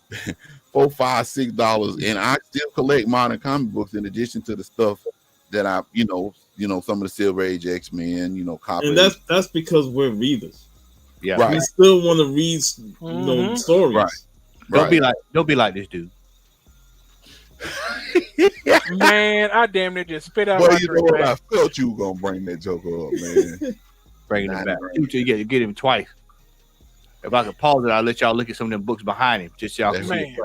That's why he got the cap tight over his eyes. And you know what? I want to add one note to kind of piggyback on something Apollo shared. Stop looking at other people's collection. Please say that again. Say that one more. Say that again. Stop looking at other people's collection. It's like, dude, I see this. Like, look, I run a Facebook group, and I get people message me all the time. Man, I wish I had. I said, look, man, buy what you love. I said, don't focus on anyone. I said, you might have books I won't. So, you know, I said, but you can't look. This, I hate to say it, but there's such an ego sometimes in this collection. Where people have. That's why anybody that knows me, you can ask anybody to BST. I just give away books because I want people to know I don't have an ego. You know what I'm saying? You know, to me, I think sometimes people like to get certain books and kind of use that as his way of saying, you know, I'm this type of collector, or I have something everybody wants. And you got to stop that, man. You know, you got to find whatever it is that you like, because it's like you said, Al, there are so many extensions or rabbit holes, as we call it, that comics will lead you down. You know, like we talked about cars, or you can, or it could be VHS tapes, or it could be vintage shirts, or it could be whatever it is. You got to make sure if you're going down these paths, you're going down because it speaks to you, it brings back memories to you. You're like, oh my, like when we was looking at those Right On magazines, man, I'm like, man, I want some Right On magazine. I don't want it because somebody showed them to me. I want it because it brought back memories. Yes, you know what you were doing. Some of those books. You know what I'm saying? So we got to stop looking at everybody's collection. Look at it and appreciate it. Appreciate what Al and Chris and Sean and Matt has, and say, man, that's a dope collection. But also acknowledge that that's just how they collect. And don't try to mimic their collection by thinking that if my collection don't look like theirs, I don't have a good collection. I'll close on this. There's a certain group, and a person was sharing a particular book, and somebody that is an admin in that particular group said, yeah, this is a must-have book in any, and he used this word, respectable black. Oh yeah, I remember that. All right, I remember that. I know exactly what you're talking about. That caused an uproar. I remember that, man. Yeah, and so a gentleman that is an admin in my group just asked a simple question. He said, "What is a black respectable comic book collection?" And the guy just started going through this little syllogy, whatever it is, and didn't really answer the question. It started dropping links, and the guy was just asking an honest question because he's like, "When you make a claim like that, you're implying that if a person doesn't have that book, and not realizing that there are people that are gullible, that are easily influenced, and may feel like, man, if I don't have that book, I'm a failure. I'm a failure." And you know, Black Key, that I feel like that with certain people, like they try and put that on you, like you don't have this book. Oh, you know, you're not representing blackness. You know, if you don't have this book, and I'm like, in my mind, I'm like, I don't want you trying to put that on me because I collect what I collect. You know, whether they black, white, Puerto Rican, Asian, whatever. It doesn't have to be like tied to black comic books to say, oh, you're a black person, you're supposed to collect all black superheroes. Like, no, I collect what I want to collect. And yeah, I do have a lot of black superheroes, but don't try and force that onto me by saying you're supposed to have every black superhero or every black character in comics. I'm like, sometimes I just don't want every black superhero or stuff like that. You can read some of those stories and they be like, this ain't even that good. Great. So it's like I sometimes I hate when I see people try and put that label on there and saying, oh, this is a must-have for all black comic collectors. Because this is like, now you trying to put me in a box that I don't want to be in. That's right. Yep. That's why I said, Puff, that's why I said, when you collect a certain kind of way, and I know I can speak for Matt, just looking at Matt's collection, you gotta love those type of books that Matt buys. Yeah, you got to, bro. You can't buy books that Matt has in his collection because you feel like you want to be a part of the cool kids club. Bro, good luck. Not only that, but I'm gonna back up what you said earlier, man. And I stopped doing that too. Stop looking at other folks' collection. That is one of the best pieces of advice I've heard in a while in this hobby. Because what happens is people go to these people's collections, and then I got to go buy that. So now you get up going down the street to try to go, you know. And that's how you fall gullible to somebody who say, oh, I'm selling this at a price that you overpaid for. Yeah, because you really want that book and you ain't even looking for the deals. You paying a high value price when you ain't even looking for the price that you're like, oh, this is within my budget. You paying more than what you should. Yep. Go ahead, Al. And to speak to Rico and to Sean's point, I remember back when I was actively on Trash Book.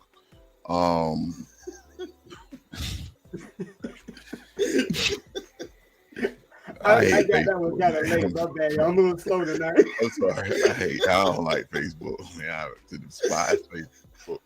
But back when I was on Facebook, man, I remember being in a couple of comic book groups, man, and I remember vividly, right before Black Panther dropped the movie, you know, that FOMO was getting people, was up Man. under people's skin and stuff. And I can remember this one guy. God forgive me for saying this, but I think the dude might have actually slung dope. Because basically, anytime somebody said, no, I'm being honest, because what it was, anytime somebody, and this is no joke, anytime somebody mentioned a book, whether it was New Mutants 98, whether it was Fantastic Four 52, this dude was buying the book and he would take a picture of it. And it was like he wasn't really collecting because he wanted to have that book just to have it. He was buying these books, and the one time he put in he paid like $5,000 for like a 4.0 of Black Panther, like Fantastic Four, and people was like, dude, you overpaid. And he was like, well, I don't care because, you know, I got the book and somebody else ain't got it. So, okay. So basically you going out, you wasting your money on something that you really don't have a passion for. You know what I'm saying? And see, with me, I don't look at anybody, because my collection is, I collect runs. I don't care what I got. I want my collection to be like, oh my God, Al got every issue of this. He got every issue of that. And it doesn't matter whether I got it from the 50-cent bin or whether I paid $10, $20, $30 for it. At the end of the day, if I'm satisfied with what I got, you know, because there's some books that I'm like, man, you know, I like from that Matt guy. And there's a couple books he said, man, you know, I like to have that, you know, the first appearance of Juggernaut or whatnot. But that's just a healthy respect between collections. So, but I'm not trying to be like, because I pretty much know, even with you, Rico, being the newest kid on the block, so to speak, I know what kind of books you like. I know Sean likes Conan. I know Chris likes Superman. I know Matt likes Archie. And you like the old ancient Hebrew hieroglyphics. I say that in love, man, because your collection, man, in my opinion, it's a bomb collection. Motley Crue posters. Motley Crue posters. Dr. Feelgood posters. But I mean, at the end of the day, everybody, X is a Batman fan. You know, everybody has their own niche, man. And you do what you can. And not only that, but in addition to doing what you love, do whatever you can within your financial means. Don't go out and try to break the bank just because your homeboy got John Size X-Men. You ain't making the kind of money he got. Hey, put up what Larry said right there. Look what Larry said. See, it's the strategy. It's the strategy in that, man. You have to look at standing behind it. but yeah, man. But Larry's right, man. I mean, it's like if I try to collect like Rico, man, come on, bro. Yeah, standing like the butt covers. I'll be right downtown at the I can't think of the name of it. Hey, y'all, don't let that fool y'all, man. I appreciate it. I appreciate the kind words, man. Don't let that fool y'all, man. My collection is like very, very preschool level. Compared to what Matt got. I'd be down if I was collecting like Rico. I'd be down at the rescue mission, man. Hey, if I collect like Matt, man, I'll be calling Zion, man. Actually, if he got room for another, Shannon, yeah, we know Shannon, we know, man. But Apollo said something earlier. I don't know if we kind of saw it or missed it. He listed something. He said something to the point like who is determining, right? You know, you might find Cameron, but it was. I thought I was. He said who writes the rules, and that's very important because look, at the end of the day, even though we love collecting, this is a market. This is a legit market. This is comic books is a part of a high-end collectible antiques and collectibles hobby. Yep. We all know that. Look, let's be honest now. As much as we're telling people to collect what you love, we also understand that there are opportunities when I've seen it. A person has found a book in a dollar bin that wasn't supposed to be there. And they made some not life-changing money, but some game-changing money. You know what I'm saying? Like it's changed everything. Bought a new refrigerator. Dude, I knew a guy that found a Hulk 181 at a flea market. Paid like $60. Repaved his driveway, bought a whole new house. Hey, to piggyback off of that, Rico, Matt, shout out to Peddlers, Peachtree Peddlers Flea Market. Was that the first or the second appearance of X23 you found that day? You talking about the one we were together? Yeah, when you was up there. Second appearance for $2. $2. It is.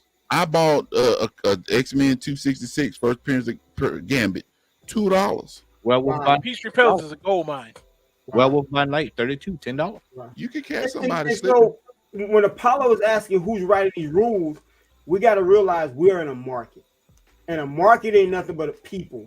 A market consists of people, and unfortunately, the people that have a tendency to manipulate the market or have the market increase the volatility in the market are the ones, I hate to say this, but a lot of these influencers that get in people's ears, start pumping books, hyping books, because they're trying to dump them on people. That's really what it is at the end of the day. Yeah.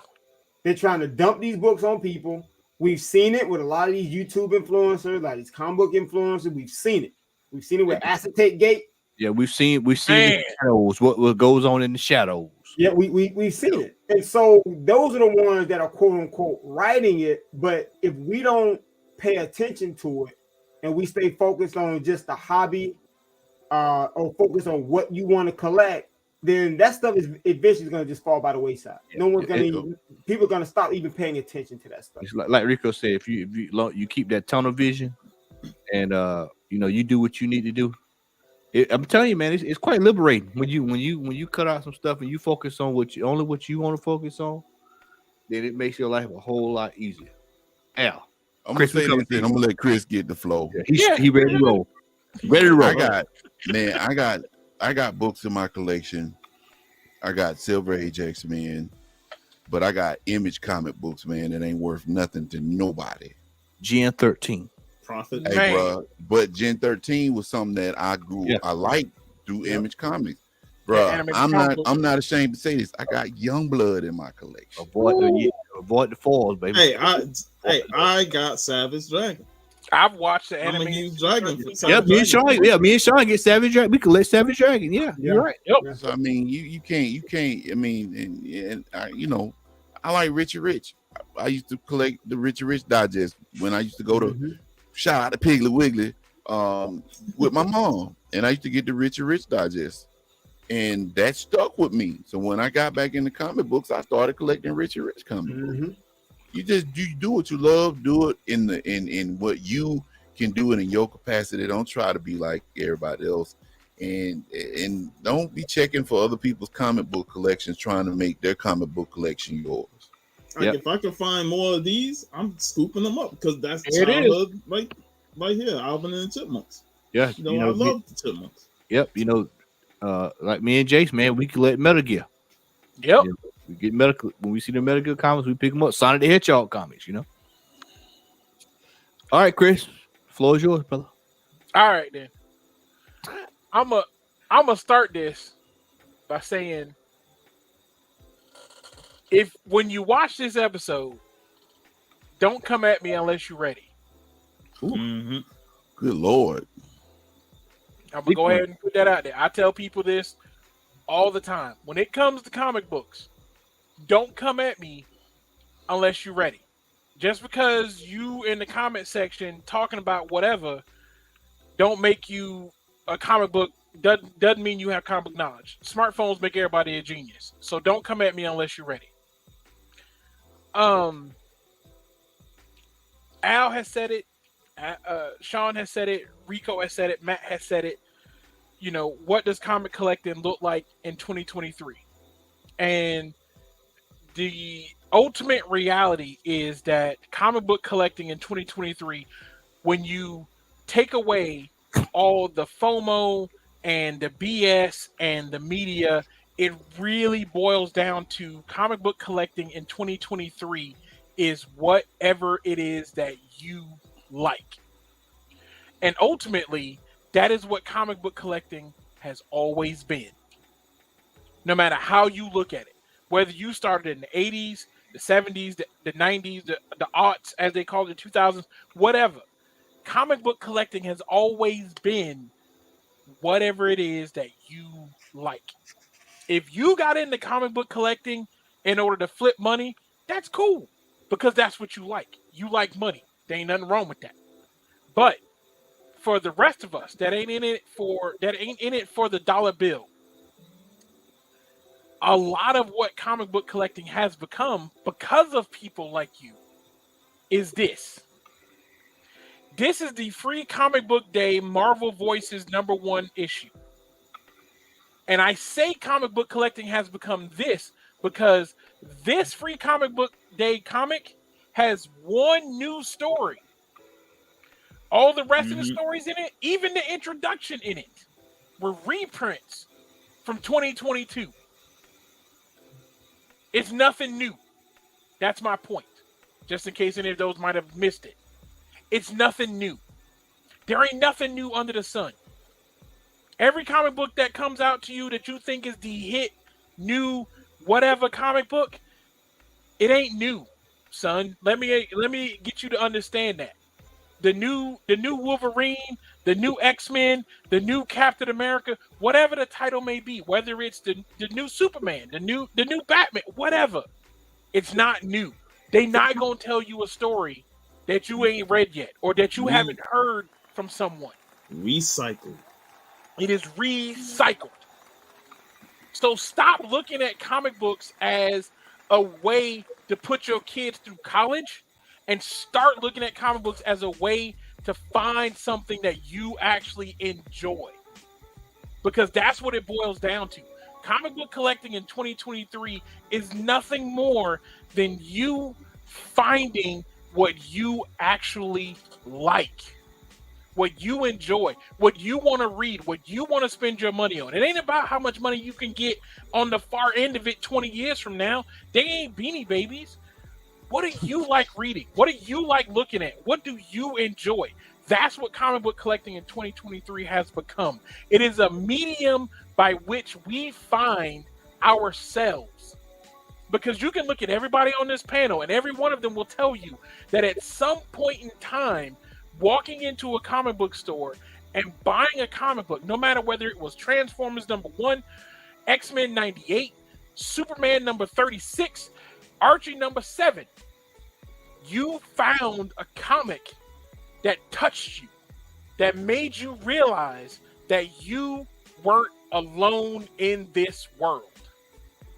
That's what comic book collecting is. That's what comic book collecting has always been. From 2023 to going back in time to 1920, whatever. That's what comic book has been always about. And that's what it should stay about. If you buy comic books to flip, cool. That's good for you. But if you're buying comic books to flip based off of what someone else has told you is the current comic book to make money off of, then you aren't doing it for the love. You're doing it for the money, hoping that you're going to get better. But you know what, though? People misunderstand tons of times that social media is always the A-sides. People posting you that they've got Hulk 181, X-Men, X-Force 98, the first appearance of Deadpool, or any other #1 comic book that people would love to have. It's nothing more than the A-side, well, aside from that, but it is nothing more than the A-sides, which is what social media always is. It's always the A-sides of life. But you know what you don't see? You know what you don't see that they post? The B-sides. They don't post it. They went to the Book Nook or a comic store and spent hours pouring through back issues and boxes looking for a comic, and they picked up one hoping that it was going to be something, and it turned out to be nothing. You don't see those posts. You don't see the stories of I spent X number of dollars buying a comic book that turned out to not be worth what I spent for it. You don't see those stories. You see the stories of people telling you, I bought X-Men 98 and it only cost me X number of dollars. You see the successes, but you've got to understand that comic book collecting is not about the success. It's about the longevity. It's about what you get at the end, because comic book collecting, much like life, is not about the journey. It's not about the end. It's about the journey. It's about the process, the road you took to get there. That's what comic book collecting is about. That's what it's always been about. I bought my first comic book when my dad took me to Titan Comics in Tucker, Georgia. It was a Transformers gatefold cover comic. I still have it. It's on the wall in my living room. I had to rebuy it because as a kid, I lost it. Because as a kid, we didn't know that. We bought comic books because we loved reading them. We didn't buy comic books because we were hoping to make money off of them. We bought comic books because the adventures, the story, and the art took our minds somewhere from where we were to someplace we wish we could be. And that is what comic book collecting has always been about. It doesn't matter about what year, whether it's 2023, 4026, or 2099. It has always been about where comic books take us, not about what comic books can get us. And people have forgotten that. It's all about pop culture geeks doing what society tells them is the current you should love. And it's not about what we feel, what Al and Matt and Rico and Sean look at when they go into a comic book store. It's a matter of feeling I'm home. These are my people. This is my space. This is where I belong. We do this show out of love because we love comic books as a medium, because of how comic books make us feel. We feel each individual character that we read about, each individual story that we break down and understand. We see that. We understand that. We love that. And it doesn't matter whether it's a white character, a black character, Asian, or what have you. It's about how it makes you feel. And that is what comic book collecting should always be about. It's not about the money. It is not about having the better collection than the next guy. It is all about what is the emotion when you pick up your favorite comic book. Like, I'm not going to lie. I would love to own an Action Comics #1. But you know what, though? I own 2 reprints, and I am just as happy with that. Yeah. Why? Because I love the character of Superman. Would I love to own an original graded copy? Sure. But until I do, those copies ground me to the character that opened the doorway to the comic universe, whether it's Marvel, DC, IDW, Image, whoever. Superman opened the doorway to comic books that gave me a universe, a multiverse that is unending, that will always, no matter how life beats you down, and I'm pretty sure everybody on this panel can agree with me, no matter how bad life beats you down, no matter how bad of a day you may have, there is guaranteed an issue of a comic book you can pick up, you can read, and will make that day better. It will ground you and make you realize that it's not as bad as it could have been. That things can get better. That there is light at the end of the tunnel and that there is hope. Because tomorrow will be a better day. That is what comic book collecting is in 2023 and should be until the end of time. Plain and simple. And that's it. Man. That was awesome. This dude's spitting. And it's funny you brought that up. Go ahead, man. I'm sorry. Oh, Al, we gotta get him some ring. We gotta get him some boxing ring for that, man. That I got sound effects over here tonight, man. And to piggyback what Chris was saying about what you find, and I want to thank Rico for what his gesture from last week.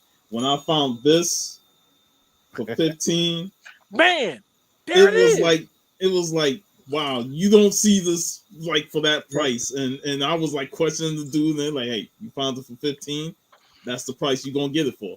And on top of that, it was 30% off, the sticker price. So I was like, that's a come up. And then Rico said that he was gonna send me the rest of the run, and very appreciative. And I'm looking forward to reading this because this has been on my bucket list to read this series. And I know Al can attest to this because, like, not only the regular series is expensive, but the trades are really expensive. Yeah. And it's like it's hard to come by. But I'm gonna see the entire run. Even though you got that copy, I'm gonna see the entire run. That way you'll have two of that copy. To right number next one, yeah. Man, so appreciative, and also to piggyback on what you said, Rico, earlier about ego and how you like to give away books.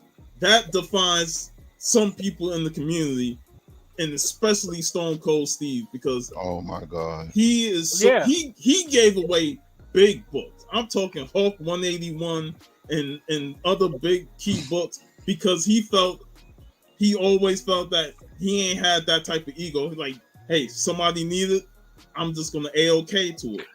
And that's what comic book collecting used to be, Sean. You know what I'm saying? Like, it didn't, you know what I'm saying? Like, we didn't collect comic books hoping to have grails. We collected comic books for great reads. And if your friend didn't have that issue and wanted to read it, you let him borrow it. Yeah, let him borrow it, yeah. You let him borrow it, read it. It didn't matter whether or not, you were just like, hey, man, just make sure you keep it in good condition. And that's where you know real friends from the fake friends. Yep. Ladies and gentlemen, we want to say that tonight's revival sermon was brought to you by Jimmy Swaggart. No, not Jimmy Swaggart. Let me tell you, man, that right there, man, that has to be clipped down, Sean. We got to clip that down. Yeah, that was epic. That was world class right there. That's 2 clips now. I gotta do. That was world class. I'm not gonna lie. I'm 2 cups into vanilla vodka and Dr. Pepper. So that's Lord, man, he been sipping on that yak.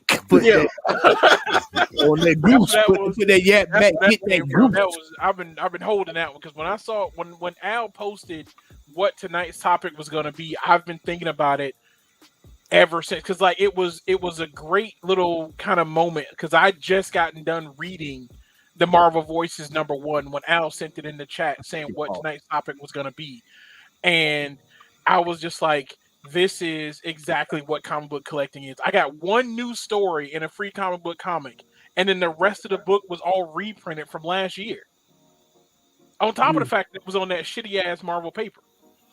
Ooh, that's double whammy there. Right. You didn't even feel it was necessary to give me a full free book of actual news stories. You made let them eat cake. Right. You made one new story. The cake is a lie. You made one new story, and then you reprinted all the same stuff from last year. Like, that's just like, that makes you feel like Marvel don't give a shit. That Thunderbird. You know that Thunderbird.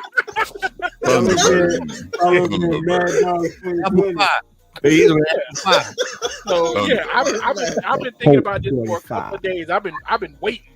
Like, I've been waiting for the night to put that out there, because I've been thinking about that. Like, comic book collecting in 2023 has become so much BS, and not just from the collector side, but from even the publisher side.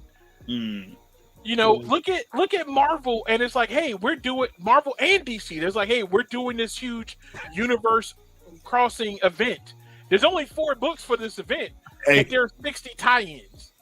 Hey, Chris, let me see your cup. Are you drinking from one of the Marvel cups? Okay, just checking. Hey, Apollo would have got some of that private stock. Right, he had the paper bag. Like, Apollo had the paper bag. That's a whole different. Go ahead.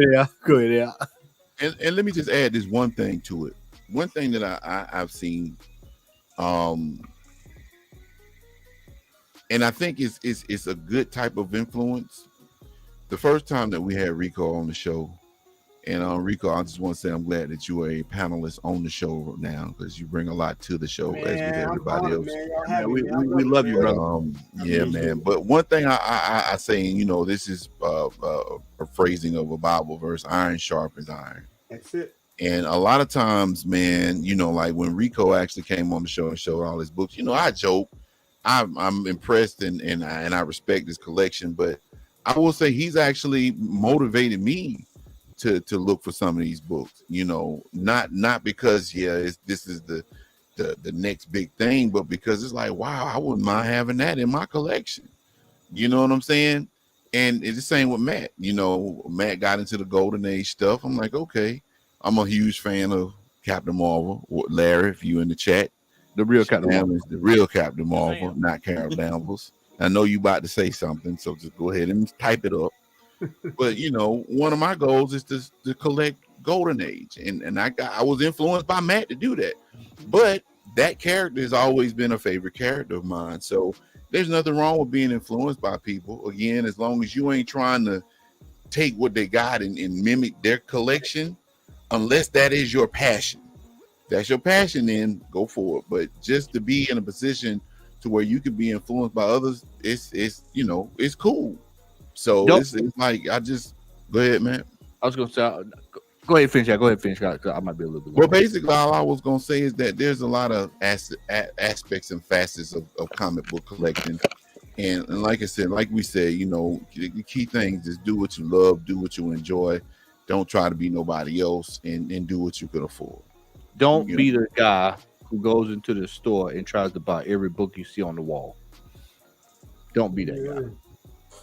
The store owner will make a fool out of you.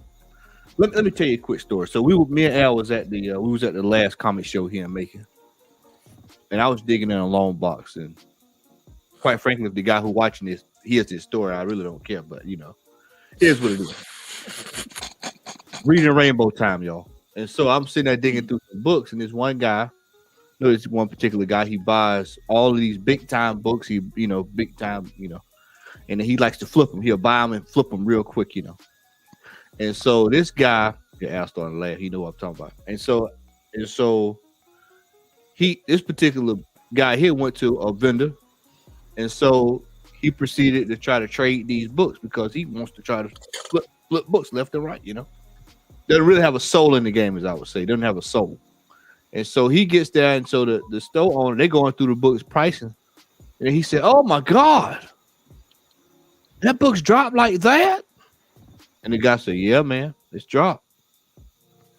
So basically, he didn't went out and spend all his money on all these books. Guess what they turned out to be? Paperweights. That's it. Yep. And so I looked at the guy standing next to me, and I just said, and I leaned over and I said, "Well, see, that's what happened when you get in this wrong, when you're in this for the wrong stuff." That's right. I hate to keep adding the other stuff. I mean, I'm sorry, I didn't mean to interrupt you. I'm gonna say this right quick, and I'm gonna turn it over. My granddaddy, man, God bless his soul, he said, "If you're gonna be a clown, get paid for it." There you go. Yeah. Yes, Shan. If you know, you know. Mind you, this same individual was offered, like Matt had said earlier today, was offered a pretty penny for one of the books that was on the Go Collect top 10 tonight, and he turned it down. And what he was going to offer the guy was actually more than what the book is valued right now. Wow. So yeah, I mean, and that's what happened, man. A lot of these guys, they'll get into it and they just think about it as a big buck, man.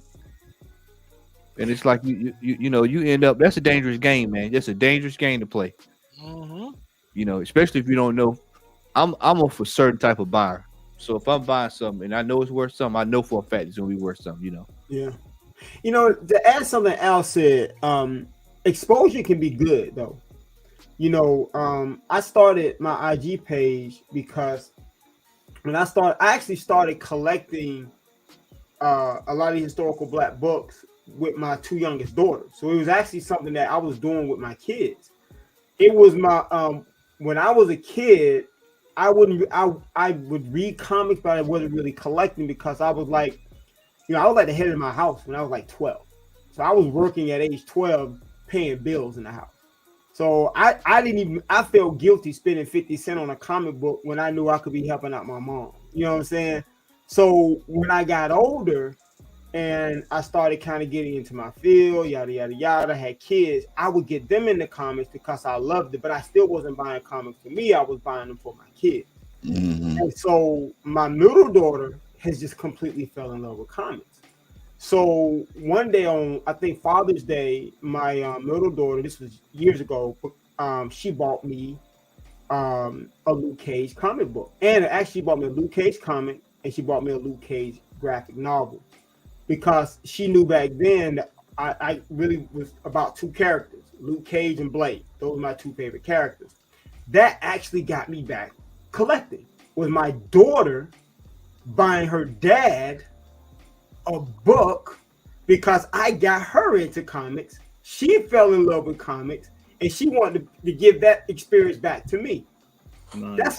That's how I got Nice. back into comics. Beautiful. And so when I started collecting, it's like y'all said earlier, I got back in the hobby. Yeah, I fell for some of the crap because I've been out the hobby for years. I don't really know what's going on. You watching these YouTube channels, and you're like, okay, is that so? Okay, let me check that out. Let me check that. And you buying, you're like, wait a minute. And I had to pull the reins and say, this is not how I collect. This ain't the kind of stuff I like. And I'm glad I got a hold of that early, and I started realizing what books were speaking to me. And I'll never forget, I ran into, I started studying books, and I found out about Matt Baker. I found out about Lobo. I found out about, A.C. Hollinger. I found out about Ted Carroll, all these cats. And I was like, these are the books I want to collect. And it was so hard to find, but I was okay with that because it was like it gave me something to look forward to. It gave me something to search for. And I felt good about it. So when I started collecting these books, I started my IG page to educate and share with people about books I learned about, and books I didn't know about, and books I just found out about.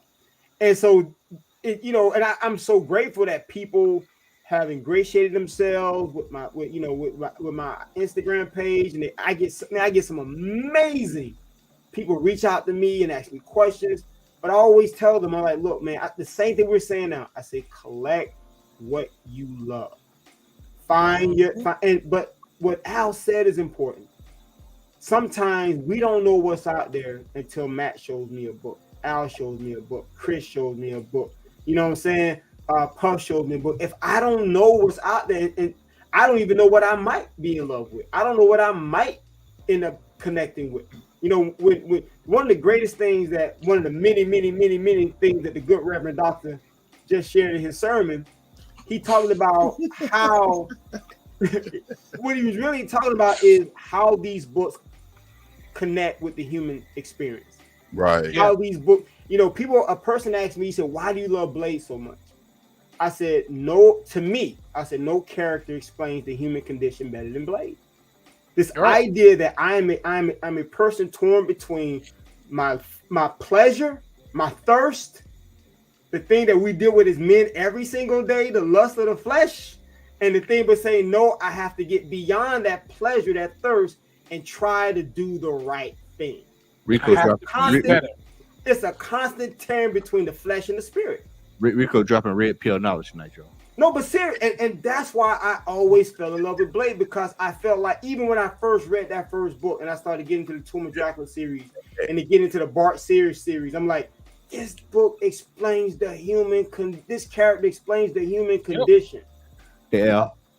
By dog long.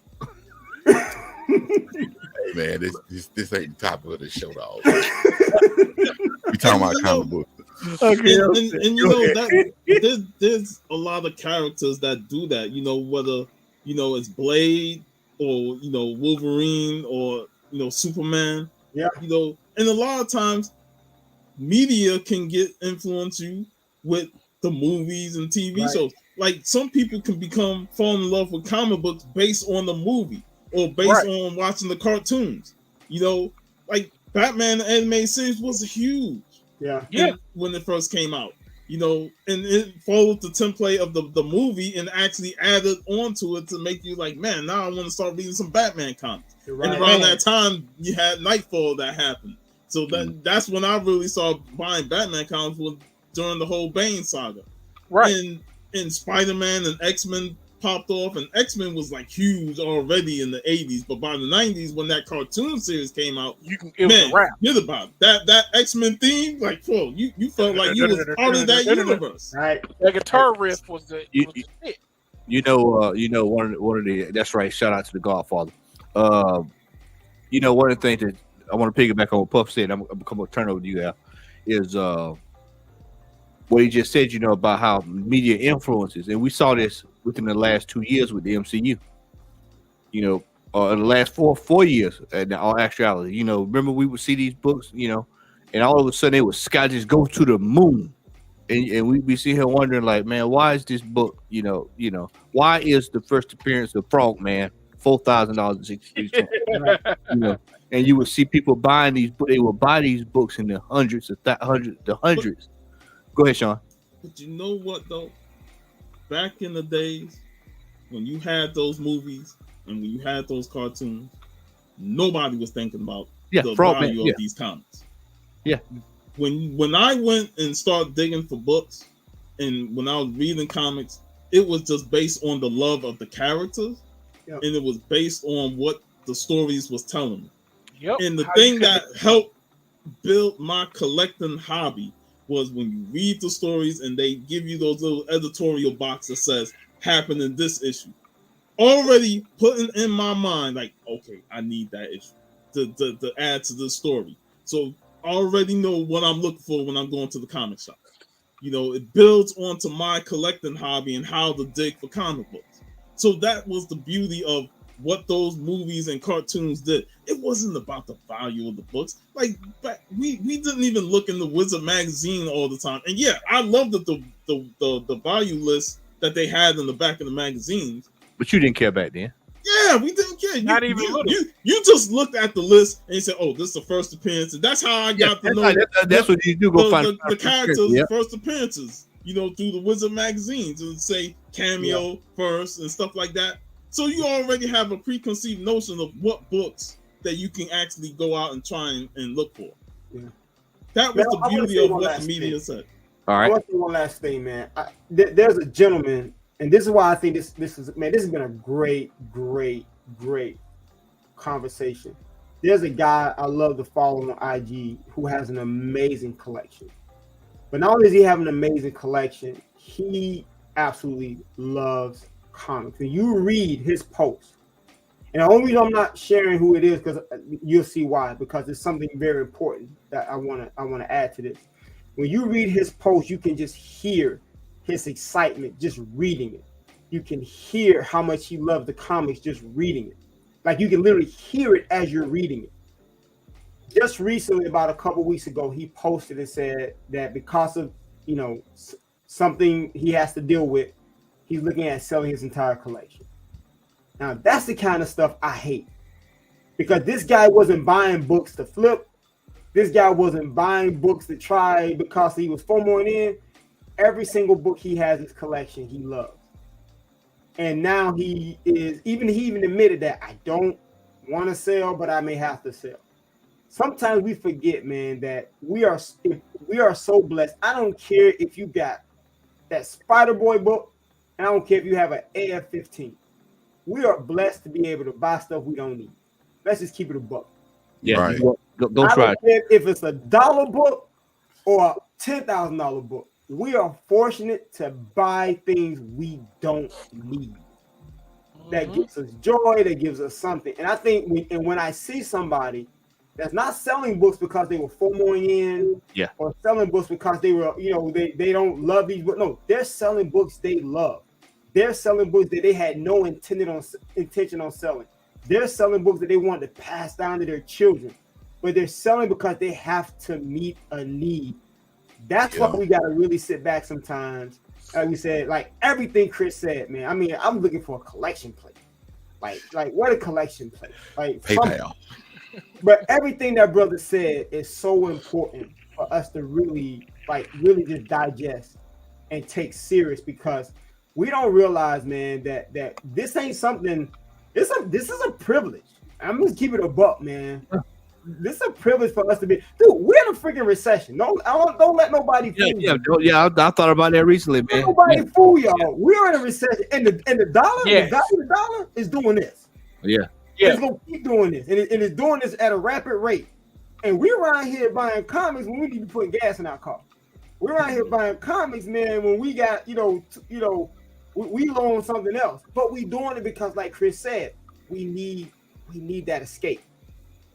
The thing that the comic gives you, if you are a true comic collector, is it's worth you making that sacrifice because it does something for you that other things don't. So you're willing to go in and say, you know what? Yeah, I might need to take care of this, but man, I got to get away. I had a rough day, rough week, long week. Man, I want to finish this series. I want to just kick my feet up, get in my recliner, and read this series and just separate myself from all the chaos that's going on. So I just wanted to share that, man, because I think sometimes we don't forget. I think we forget how fortunate we really are just to be talking about books we bought. I don't care what the price is. It could be 50 cents. Yeah. We don't realize how fortunate we are to be in this hobby. Hey, I'll take us home, brother. Well, to speak on something that Rico said a little while ago, and this was a really good conversation, man. I'm glad we had it. The way that Blade speaks to him in terms of the human condition, that's one of the main reasons why I'm such a big fan of the X-Men.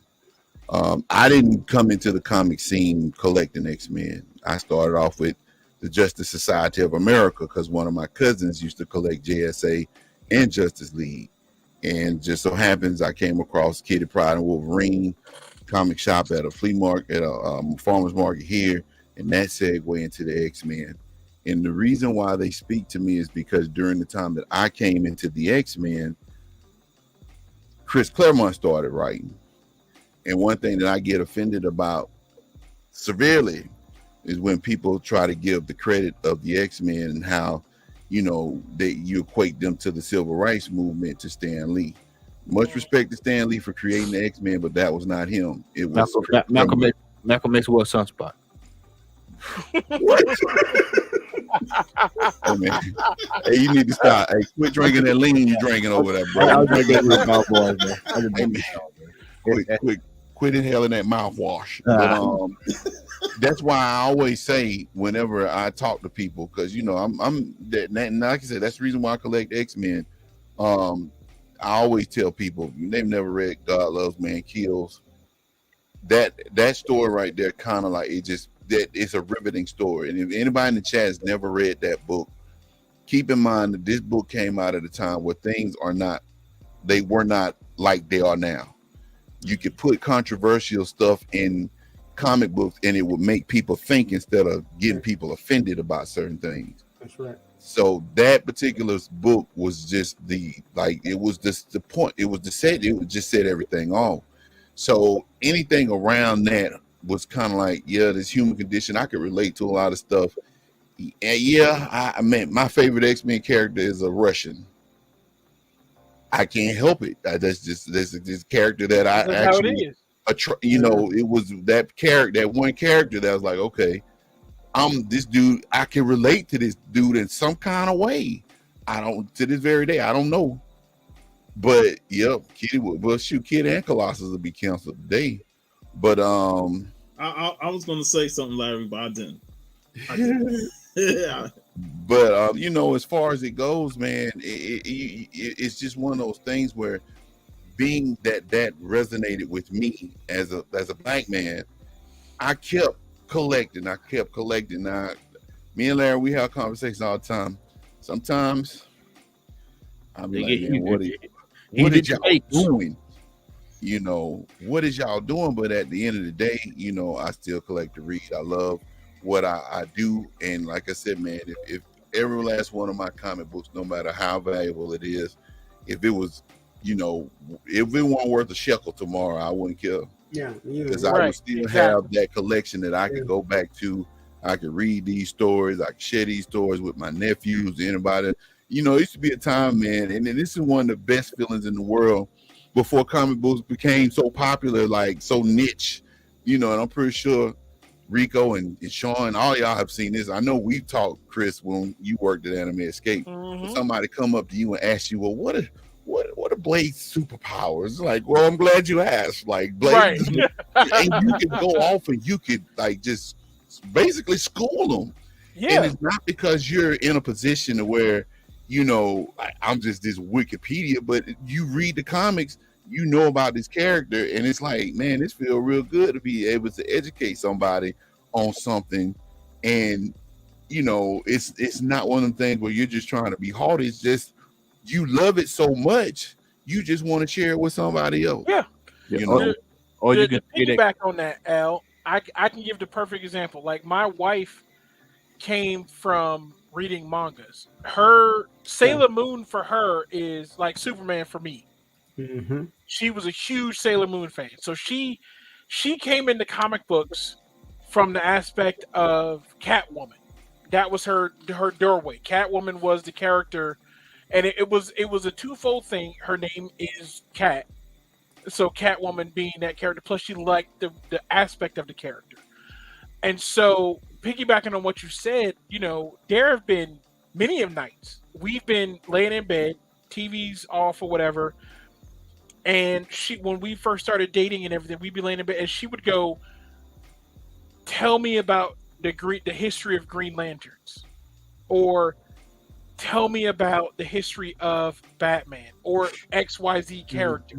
She would just ask me to tell her about these characters that she knows nothing about. And much like a parent with a child, she would fall asleep listening to my voice, telling her the history of these characters that she doesn't know about. I'm telling her about the first time I read Catwoman and the different versions of Catwoman, the different versions of Superman, different versions of the X-Men, the different members of the X-Men, how everybody, telling her about how, yes, as a kid watching the 90s X-Men, Xavier was the end all be all, but then as an adult realizing that Cyclops was right. You know what I'm saying? And this is why when Cyclops went militant and killed Xavier in the Avengers vs. X-Men, I was like, Xavier had to come. Right, exactly. But you know what I'm saying? It's the same thing. She would ask me to tell her these stories. She would want to hear these stories about these characters because she's known them because she watched the 90s X-Men cartoon. Yeah. But she hasn't known what happened to these characters since the cartoon ended. So she's like, what's happened in their lives? What's changed? What's made them in today's world? What has made these characters relevant to me? And I would sit down and tell her, because as Rico, you may not know this, but as Matt and Al and Sean can tell you, one of my favorite sayings is, you can't debate if you don't know. And knowing is half the battle. So I've watched the Justice League TV pilot. I've watched the original Justice League movie, the original Fantastic Four movie. I've watched all these things. I read literally week to week. I read just about everything Marvel and DC publishes, because I can't talk to you and tell you why this character is trash or isn't trash if I haven't studied the character, if I don't understand what the character is doing. So I read everything. Independent, Marvel, DC, Boom Studios, IDW, Image, I read all of it. So that way which is why, like I said at the beginning of my talk, I said, don't come at me if you ain't ready. Because I read it all. I'm not a Wikipedia genius. I am a comic book genius. I read the comic. I understand the characters. I get what they're going through, not just from a superhero standpoint, but from a personal standpoint. Yeah. Like, I will always tell people, no matter how much they say Hal Jordan is the greatest Green Lantern, Kyle Rayner went through the most tragedy, because there is nothing more traumatic than gaining superhero powers and then coming home one day and finding your girlfriend dead, stuffed in your refrigerator. By Major Force. Exactly. And then choosing not to kill him because you understand that you as a hero is a bigger image than you as a person. I read all that. I understand all that. I digest all of that. And that's why, like I said, don't come at me if you're not ready. And you can attest to this, Chris, because we and VV talked about it yesterday, and how when people trash Superman, and this is no offense to Al, I know he don't like Superman, but no offense to you, Al, but I'm talking about Superman in general. Like, a lot of people don't like Superman, and right. And I love Superman because of the Christopher Reeves movies, because you know he's the ideal Superman for me. Yeah. And you know, there are some really good Superman stories, but there are a lot of trash stories because a lot of writers just can't grasp the character They and don't know how to write it. they don't know how to write them. And you know, when you read Superman, sometimes it's like, man, what the fuck are they doing with Superman? Yeah. Some of them try and add more powers to him than they're like. Just write the character. What was it during the 80s? He had super ventriloquism. It was like, why would you make that a power? Why would you make it a power for you to be able to throw your voice? When does that ever, other than the issue in which it happened, when is that a power that would ever become into use? Hey man, I'm gonna say this and then I'm gonna be quiet because I know we got to get the halls. But I the reason, and I didn't take offense to that, Sean. I think what soured me by Superman when I saw him pull them planets out of the universe. Yeah, and that's another thing about these writers. They like, let's have Superman pull these fucking planets together the same. I'm like, why? You're trying to add stuff to Superman that doesn't need to be added. This man put the equivalent of a solar system out of one universe to another with all the planets attached to chains. I'll say this. I'll say this about Superman. So the new show that's on the CW, Superman and Lois, there was an episode in the show in which one of his sons got hold it up there. Put it back up there. One of his sons got punched in the face and got a black eye from his girlfriend's dad. And then the same dad pulled a gun on Lois. Clark comes home and they tell him, like, he comes in, he sees his family's distraught. He's like, what happened? And he's like, oh, well, he pulled a gun on it. You know, he pulled a gun on mom and he punched John in the face. And it's Clark, not Superman, who gets pissed like a normal dad would. He's like, a man pulled a gun on my wife. He injured my child. And he's like, I'm going to go have a talk with him. And in the scene, he's going to leave. And Lois calls to him and she goes, this isn't a job for Superman. Clark looks back at her as he's opening the door and he says, Superman's not going. Letting her know, it's like, this is a Clark Kent situation. As a father and as a husband, I'm going to go deal with this. And when he shows up to where the dude is, like he walks in and somebody looks at him, they go, Clark, you okay? And he goes, not even a little bit. And the scene is about how Clark, as a husband and as a father, deals with the fact that his wife was threatened and his son was injured. And without using his Superman abilities, like, he deals with the situation like a man would. Like, this dude pulled this none for nothing. We ain't monetized. This motherfucker pulled a gun on my wife. Like, and Clark is immediately heated, but he's not heated as Superman. He's heated as a man, thinking about the fact that another man pulled a gun on his wife and punched his son in the face. And from that standpoint, people should think about, no matter all of his powers, when it boils down to it, Clark Kent is just another man looking from the standpoint of, my wife was threatened, my son was injured. How would I handle this? How would any of us handle this situation? And that is an amazing episode of the Superman and Lois TV show because of that fact. Writers on that show know how to handle Superman, but they also know how to handle Clark Kent. And that's what makes that show amazing. To add to that, and I'll say this will be my last note. Even though I didn't particularly care, and I love how you break down not only how we can get good writing, not just from the comics, but also from the TV and film, etc. If you think about Batman versus Superman, and that wasn't one of my favorite films, but let me tell you something I really appreciated that I felt like it was trying to accomplish. Well, I used to always tell, even when I talk to my son, who also is in the comics, I tell when we talk about Superman, I say to me the greatest power Superman has is his restraint. Mm-hmm. You know what I mean? Like, Yeah. There's this quote, and I'm gonna mess it up, but it talks about the real strength of a man is really him holding back and not really doing what he has the ability to do.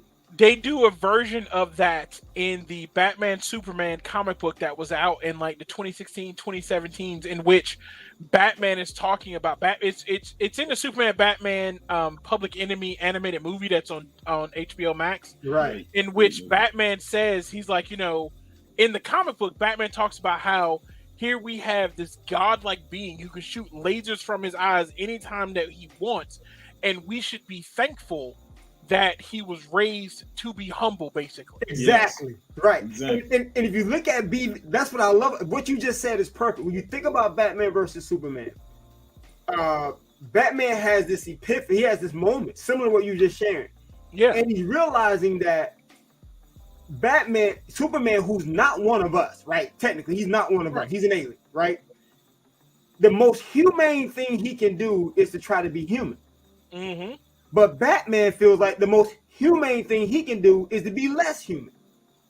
And he realizes that in his pursuit to be less human, to be more powerful, to be somewhat superhuman, to try to be as big and bad as Superman, he realizes he's being less humane. He realizes that the person that's not like us is the most humane being that I've ever encountered.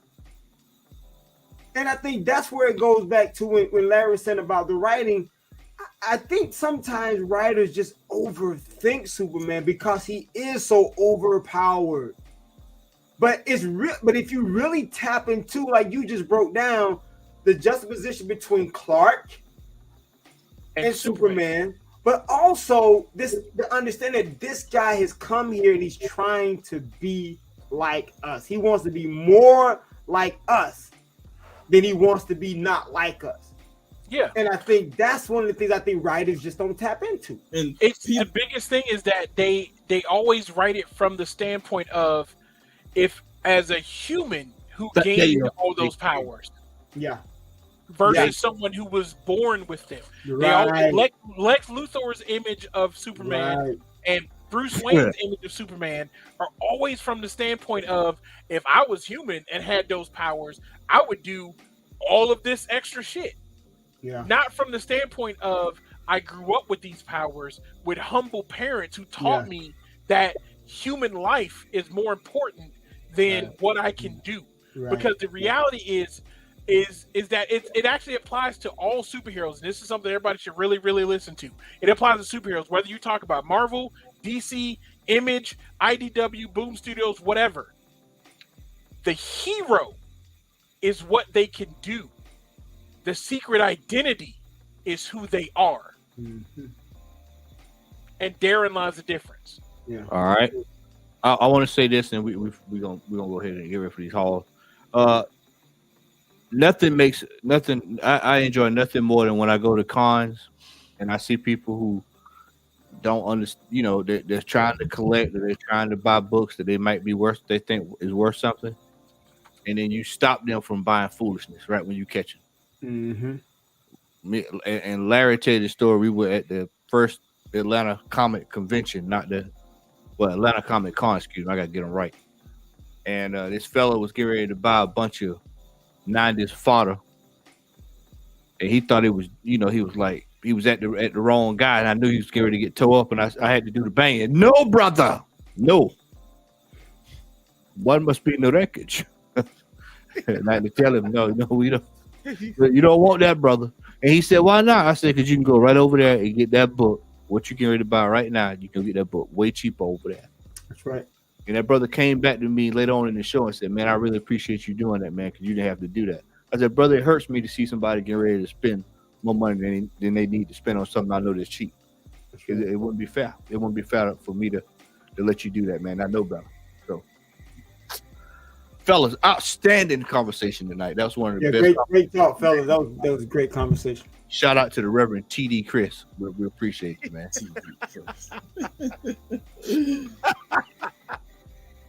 It's time for those hizzles.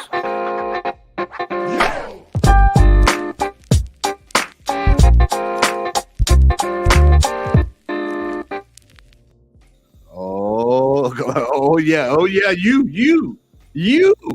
You, brother Oxford University. I know you got some over there. You got 10 Commandments first print over there. Huh? You got 10 Commandments first print over there. Go ahead and pull it up. Yeah. Matter of fact, I have the first writings of Paul the Apostle. Yep, see that? Nice. Hey, Al, the Malachi Chronicles. Yeah. Let's see. What do I have? Let's get, actually, talking about Golden Age, I think you'll like this, Matt. Man, I got this I stole this book, Matt. Jesus Christ. Stole this book. Archie's girl. Jesus Christ, bro. That's on time right Eddie and Valon. Hey, you got that one, don't you, Matt? No, I don't. Stole it. Now, watch this, though. There's two of these. This is the Silver Age cover. They have the Golden Age cover that has the blue the Golden banner at the top. But I'm going to say this, man, and you know why. I think this book eventually is next in line, and you know why. Yeah. So I'm just gonna throw that out there. You know what that means. So I got my second. I know you were sharing Saber. So I got my second 9.6 copy. Yep. Saber. To go with my other 9.6 copy. I got my second 9.6 copy. Came in. Excited about that. Let's see what else I got. Oh, speaking of Blade, this is a book, man. So I told you I collect Blade. This is a hard. First of all, this is a hard book to find. This is a tough book to find. But this is one of my favorite stories with Blade. And matter of fact, with the X-Men. But this is Blade number 2. This is actually a second print. At one point, this book raw was selling for like $500. Now it's dropped significantly now. Now you could probably get it for maybe like $100, depending on the condition, maybe a little bit more. But to get this in a 9.8 is super tough. So I was able to get this to add to my Blade 9.8 collection. I also grabbed. Is that right? Oh, this one to go with it. I actually have this. Have this in German and in French also. So I have the French variant. Bonjour. And the German variant. And Bonjour, vampires. This is not a recent purchase, but I pulled this out to show y'all the book we were talking about the other day. I'm waiting on mine to come, brother. Yeah. This is the first cover appearance. Actually, it's the first full appearance of the first Black Vampirella. Now, she shows up in issue number 1 on the very last panel, similar to how Wolverine shows up in Hulk 180. But this is her first full appearance, but it's also her first cover appearance. So this is the first time we ever saw, but this came out in 2009, first Black Vampirella. So it's a pretty dope book. And I gotta share this one, man. This right here, man, every once in a while, you get a book that is a steal. This is on a Comic Link auction. And I already have several copies of this. What I told you, Rico, what I told you. Told you. Comic Link, you open that and you. Comic Link. I got that Archie book from Comic Link. I know Puff gonna like this one when he sees this one. I got this maybe like $100. It's a 9. Nice. 9. Woo! Dude. A 9 for $100. Wow. Dude, for $100. $100. Dude, I think I already have a couple. So I was like, I think I said I just put like 109 or something. Just I figure if I get it, I get it. I don't. And I get the email from Comic Link saying I won. And I was like, nice.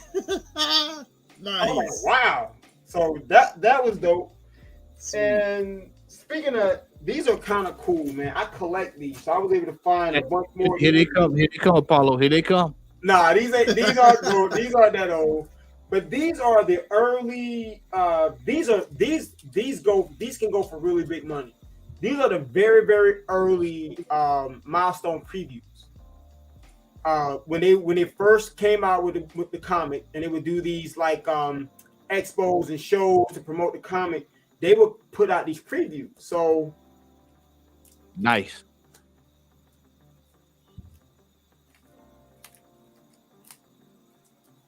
Only Rico would think about something like that. And last but not least, he called over and said, "I need zombie." See, the secretary could send me a couple of them pamphlets from 19 that she stapled over send over there at night." And last but not least, I'll share these, man. Y'all know I gotta share some cards. I love collecting cards. One of the things I'm trying to do, man, I am on this hunt. This is what goes back and talk about do what you love.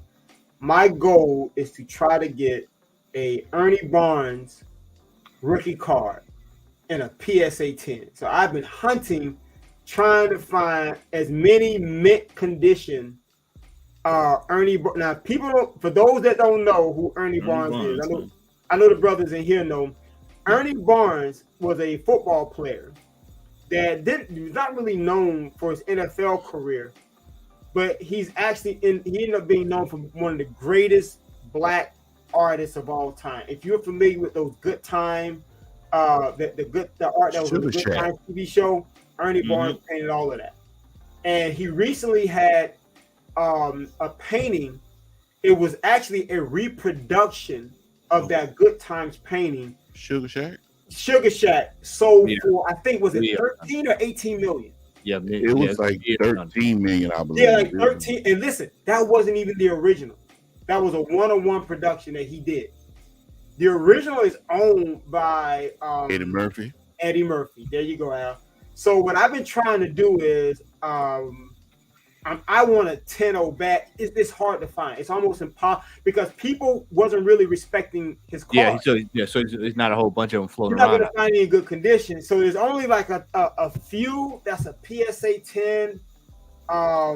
And no one's going to come off of that. I did get lucky, and I was able to steal in an auction a PSA 8, which is still considered a near mint copy. But I want at least a 9 or a 10 in my collection. So that's what I've been purchasing, man. Trying to get me a PSA 10 of Ernie Barnes. Nice, man. That's awesome. Nice. I'm gonna make it quick tonight, y'all. I don't have but two things. One, I want to give a shout out to Rico. Yeah, because next weekend it's gonna be hell of a Shout out to Rico for putting me on this last week. Mine came in the other day. Man, you found it? Yes. No, where'd you find that? I went out there to the backwoods on eBay. Wow. So bro, that's not an easy book to find. And you find it like that fast? This cover, man, when I saw this cover, I was beautiful. Historical fact, in 1920, was it 24? Yeah. Two black young boys on the cover of a. Judge was the precursor to the New Yorker. New Yorker, that's right. The New Yorker, that's right. So this is major stuff, man. To have two young African American boys drawn and depicted that way that early, it's almost unheard of. Yeah, I'm gonna have to go look into this, man, to see who drew this, man, because I'm going to do some hunting. Because that was top. Man, you found that. That's dope. This would be something closing me out, rather. Sade. Oh, you did it, Sade. Yeah. This is the first ever cover appearance of Sade on a magazine. This is no ordinary love. No ordinary love. Yeah. Brother, you are a smooth operator. Smooth operator. And for y'all in the chat, y'all missed a great Sade session after the show last week. Oh yeah, that's amazing. If you know, you know. Sean, be coming your way. All right, so I'm gonna kick off with some pull books. Dawn of DC, Adventures of Superman, John Kent, #4. Nice. Yep. Poison Ivy, #13. Date Night.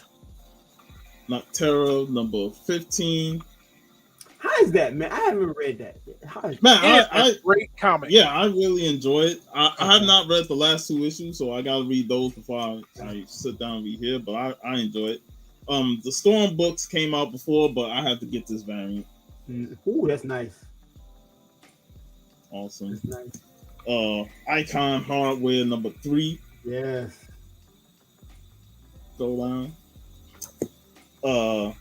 My shop put this in there, and props to them. Power Girl Special number 1. Art John. Put it up to the camera pretty close. There you go. There you go. So Tiggle. You know, people were upset when she lost the boob window, man. James Big Breakfast. Ninja Turtles number 1. Saturday morning cartoons. This was a mini series at first, so I guess they doing the ongoing series. Okay, new series, so starting that up. I might pick that up. A series I'm still enjoying, and that's Gargoyles. Yep, number 6 is still a good comic. Still, as long as Wiseman is writing it, I'm sticking with it. Yep. I was shocked that this book was $3.99. That's New Talent Showcase Milestone Initiative. Ooh, nice. Bro, when you see like this, the spine, like it's a thick book, you're like, oh, this is gonna be a $10 book, and it was $3.99. So I was like, oh shit, shocking in this climate. Yeah. Wow. And then last but not least, hey Matt, what you taking me off the big screen? Oh no, I'll pop back in. I'll pop back in. But I want to special shout out to Al. He sent this to me, a couple shows ago where he said that I was gonna send it to you, and at first he like, you got to send CGC and stuff, but he was not joking with me, and but much appreciative, this Action Comics 1000. Nice. Christopher Reeve, dope cover. That's the best one. That's the only Superman I respect, Christopher Reeve version. I don't blame you, dude. Yeah, and much respect, props to you, Al. You're welcome, sir. It was in a better home than you. That was I can't lie. That was during the time where the Comic Hall chat was all about TC dropping links to variant covers, and we would jump on all the variant covers that he would actually throw in there. So yeah, it was good for me to get that book. And like when it came to like Action 1000, I only picked up like 2 variants because I wasn't going crazy like with Detective 1000, but this one I missed out on, and props, thanks to you, Al. I have it, so much love. Anytime. Well, I haven't been to the comic shop, but I have something that I would like to show. I waited. I did receive your mail, Al. I just waited to the show today to actually show it off. I decided to wait to the show, and I'm gonna open it using my bat knife. Since X couldn't join us, I'm my bat knife, so X can. Yeah, bro, send me the link to that. That's the coolest shit I've seen this week. It's actually doubled. There's actually one blade on that end, and then it's another blade on the other end. Right out of Batman, that is right. Oh, damn, that is dangerous right there, bro. Right, it's a straight up. It's a batarang. Like you got blades on both dangerous ends. Right there. Right. Where did you find this contraption at? I don't know, man. I wouldn't want to mess with Chris if he got that walking down the street. We walk around here with Iron Monkey shoes with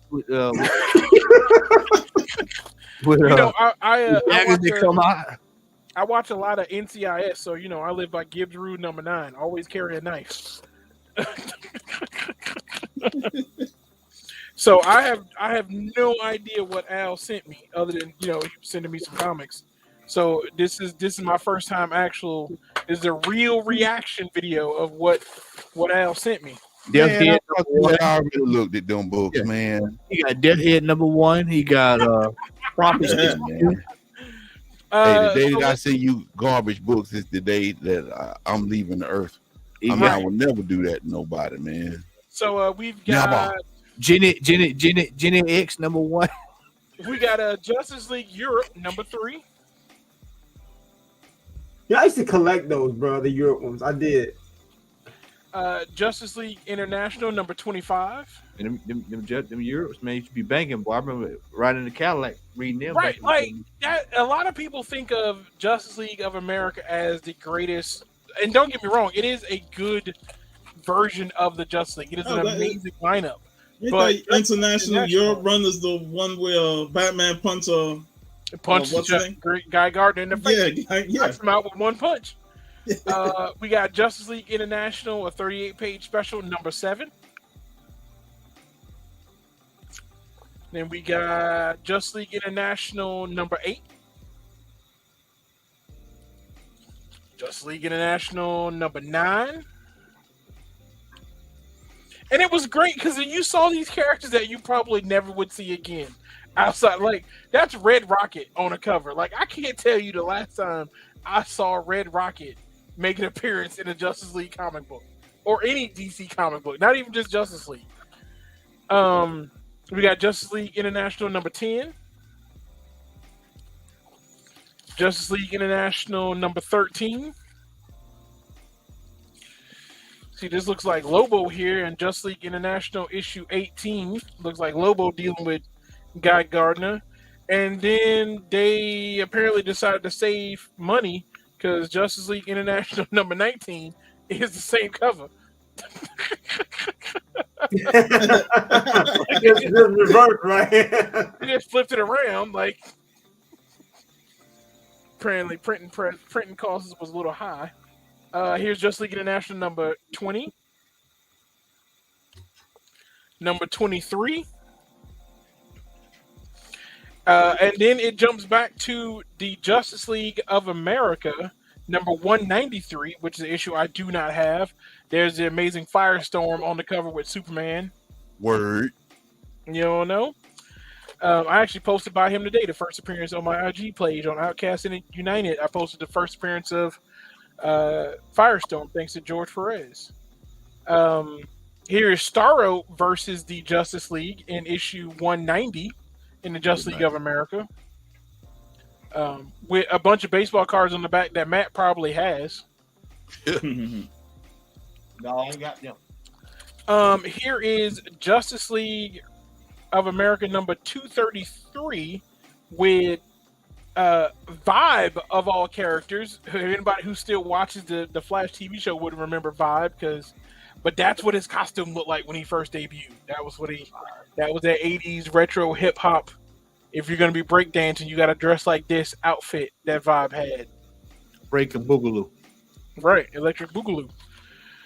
Here is Justice League number 234 with Vixen. Nice, I got that one. Very underused character in my opinion, especially when they branched out her story arc on her being able to gain powers from anyone.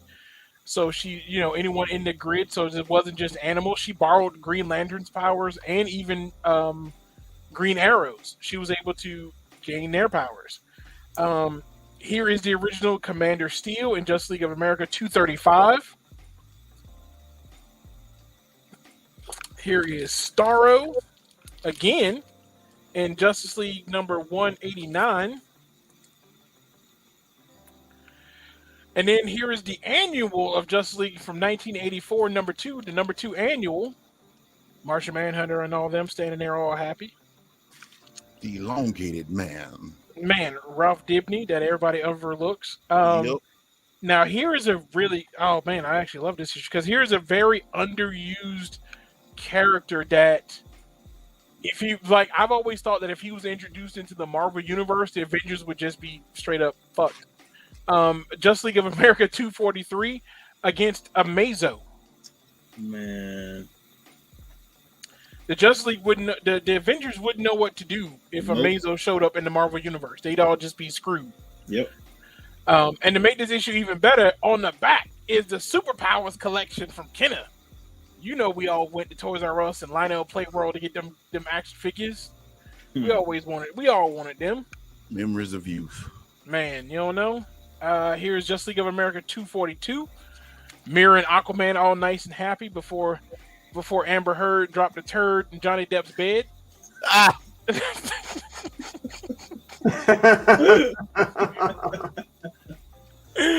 Amber Heard dropped a turd in his bait. And like we talked about, filling out the back of a comic book to get the prizes that they offered you. Look at that. Bruh. 17 cents off. 17 whole cent. I destroyed a couple of comic books, man. We was in love with it. Exactly. Justice League of America number 241, again with Amazo. Because why? Amazo is probably one of the best villains to ever face the entire Justice League. And he is severely underused in my opinion. Like, there's nothing. Everybody talks about Superman being OP, but it's like, what does an OP character do against another OP character? Yep. And then we got Justice League of America 246.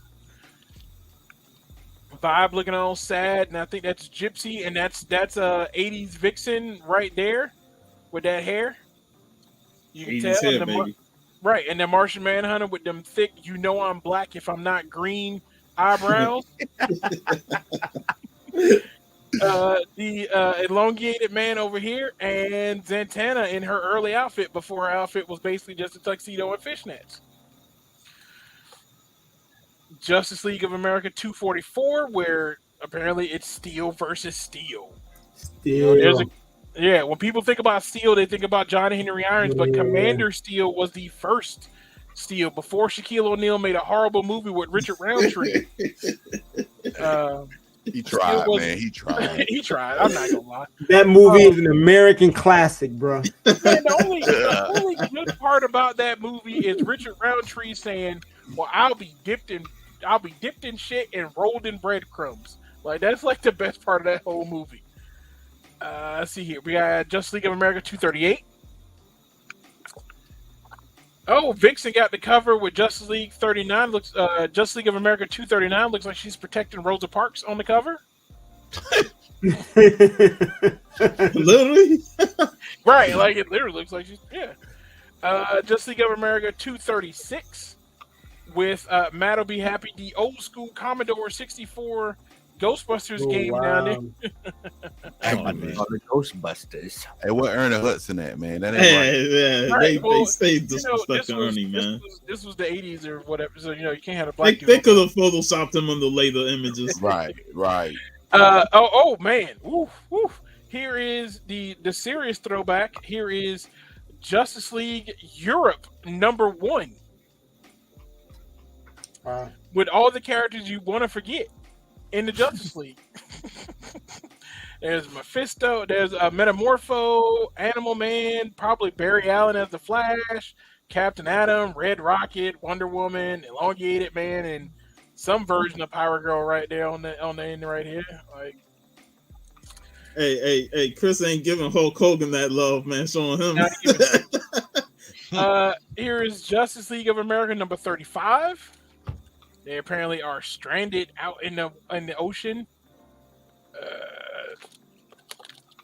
And then we got Justice League of this is perfect for you, Al. This is Justice League of America. This is Justice League number 6. Lord, how things have changed, because it was only 75 cents for this issue.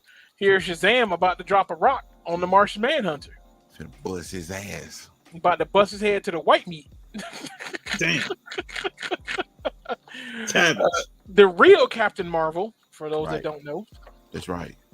Justice League of America number 183. Golly, come on. And for all those that remember A Christmas Story, if it ain't a Red Ryder BB gun. Man, comic book, but the memory lane right there, boy. Here's Justice League of America number 185. Wow, what is Darkseid wearing? Why does he look like a Power Ranger villain? What is going on in this issue? Here's Darkseid against the Justice League. He's just all purple and tights like the Incredible Hulk's evil cousin. Like, so is Darkseid considered space black? Yes. Okay, just want to make sure. If that Negro ain't I'm asking for a friend. Darkseid is Yaphet Kado dark in space. Like, he's black. He blacker than black. You can't get no blacker than Yaphet Kado. Right. Jesus. And here is probably the first appearance of the Shaggy Man against the Justice League. Next time you see him is probably not until Mark Waid's 97 run of the Justice League, which was considered to be the Magnificent Seven because it was back to the original. Well, not the original Justice League members, because people get that mistaken. Superman and Batman weren't original members of the Justice League, but here is number 186 of the Justice League comic versus the Shaggy Man, and that is it for me. Man, dope. Man, thank you very much, Al. Like, these are going to be welcome additions to my collection, because these are a lot of issues that I was missing. It's definitely this Shaggy Man issue. Because the Shaggy Man was such a great character to me. He was basically Bigfoot, and then a military general decided to put his brain in the body to be able to screw the Justice League. So yeah, thank you very much. I'm gonna look at some of the Justice League '80s issues I have and see if you got them, Chris, because I'm gonna send you an AOK myself, man. Yeah, these are amazing. Yeah, fire. Actually, if you see I posted it today on the IG page for Outcast United, the first appearance of Firestorm, thanks to George Perez, because his birthday just passed recently. Oh wow! All right. Yeah. I got some more in my storage unit, man. I'm same with Sean. I'll see, because I was gonna actually start collecting that. And that was a rabbit hole I refused. So that's the reason why you got that AOK. So I'm glad. I started looking at all them doggone Justice League. I said, bruh, forget this, man. I ain't I can't do it. Even if they were $1, man, it's like, nah, this too much, bro. All right, I'm gonna try to get through this as quick as possible. Push this back. All right. Firestorm number 2. Now, this Firestorm I think this is volume 3 of Firestorm. This is the Black Firestorm, Jason Rush. I already got like the volume 1 run of Firestorm, the Nuclear Man, but this is the Black Firestorm, Jason Rush. Can y'all see the whole comic book from top to bottom? Okay, great. So I got these from Midtown. Midtown had a sell out to Larry for putting me onto it, where they had like 75% off back issues. So I went ahead and just jumped into the pool like Nesty Plunge, and I just went crazy and bought up a lot of back issues that I needed to fill this run. So Firestorm number 2, Firestorm number 3, Firestorm number 5. As you can see, he is a Negro.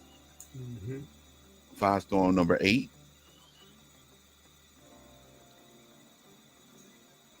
Firestorm number 10. Put one more on here and I'll take them off. Firestorm number 18.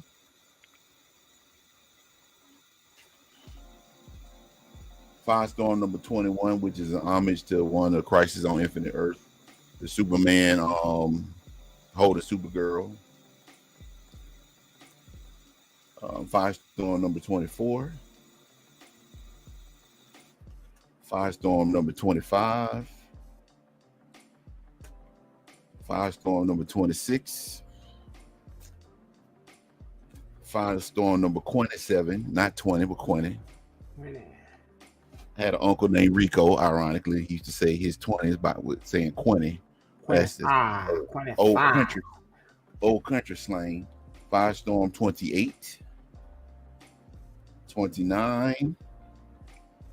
30. 31. Around issue 32, that's when the great late Dwayne McDuffie started writing Firestorm. So he started writing 33. Dude, I did not know Dwayne McDuffie was Firestorm. Yep, 34. Wow. 35. All those were written by Dwayne McDuffie. Now, I think this is the last issue in that series. And like I said, this is Firestorm Volume 3. So I'm short maybe like 7 or 8 issues, and I'll have that full run. I also got this Photon. There we go. Photon number 3. I got to get number 1, and I had the A cover for number 1, and I had a full series. I picked this up. I was missing this one, Battle of the Planets number 5. Completed a miniseries of X-Men Heroes and Martyrs number 2 and number 5 and number 6. So I have that full series, miniseries.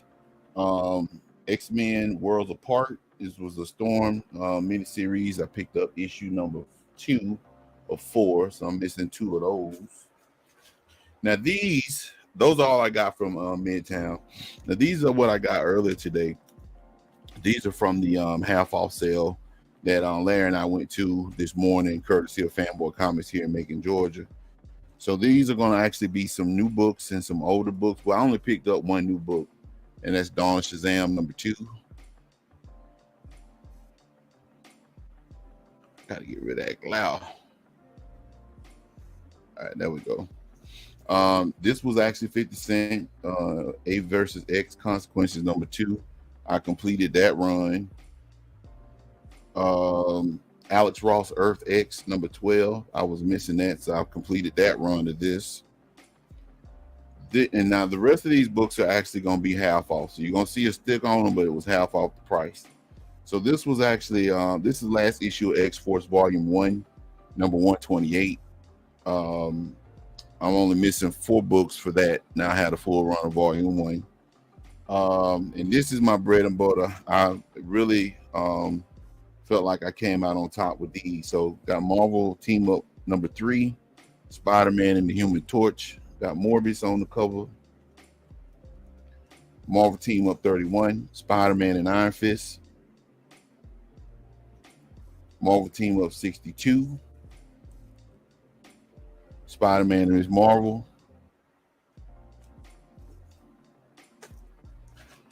Marvel Team Up 65. Now I already got a copy of this. That's nice. Yeah. I already got a copy of this. This one was actually $15, so half off of $7.50. This book sells on eBay. The average is about $20-$30 plus. First appearance of Captain Britain in an American comic book. Mm-hmm. I already have his first appearance, the British book, but picked up another copy. $7.50 can't go wrong. You know, folks on here. Henry Cavill, they want him to play Captain Britain, but you know, we have not seen anything about that yet. I think that would be dope if he did. Yeah, I think it'd be dope too. Marvel Team Up 73, Spider-Man and Daredevil. Marvel Team Up 81, Spider-Man and Satana, the daughter of Satan. Marvel Team Up 93, Spider-Man and Werewolf. Spider-Man. Marvel Team Up 97, Hulk and Spider-Woman. I used to love those Marvel Team Up. I think if Disney did something similar with the What If, where they do Marvel Team Up. That would be dope. You're right. That would be super dope. Man, that'd be awesome. Yeah, but Marvel Team Up. You racked up, man. You made a lot of I got a couple more in my hand, man. But yeah, man, they were half off. So like I said, man, I did my research, man, and found out it was actually beneficial. Go on and snag them up. This one I was kind of hesitant on, but again, it was in really good shape. It's a direct copy. For some reason, I still don't know why this Marvel Team Up is so expensive, but it's Marvel Team Up 131. Oh, that's the one with the frog dude in there. Yeah, it's got Frogman, but it's the first appearance of White Rabbit. Oh yeah, that's right. White Rabbit. That's it. You're right. So this one was actually going for, you probably can't see it, but it was going for 40. I picked it up for 20. And like I said, the going price on eBay as far as sold was around $20, $25, $30. Okay. So you did good. Out on top. Yeah, you did good. Spider-Man and Human Torch 147. And last but not least, I asked about this one in the line. The only caveat to that sale was that they only had one register open and it was a ton of people in there. So it took me 45 minutes to check out after I went through and got my books. But I've been looking for this one. I'm going to find me another copy. Spider-Man and His Amazing Friends, number 1. Nice. 5-star. First appearance of 5-star. Yes, sir. That's a good one. So I'm glad it's in real good condition. Price was 19, but I got it for 10. So yeah, I racked up, man. If I had more time, because I went to go see the Transformers. I was only digging for about 30-45 minutes, but if I had a couple hours, I probably would have had a lot more. But I guess it was meant for me to go see It Training worked Form. out. It worked out because you between going to the comic book store and then going to the movie theater. I trust you took your nephew.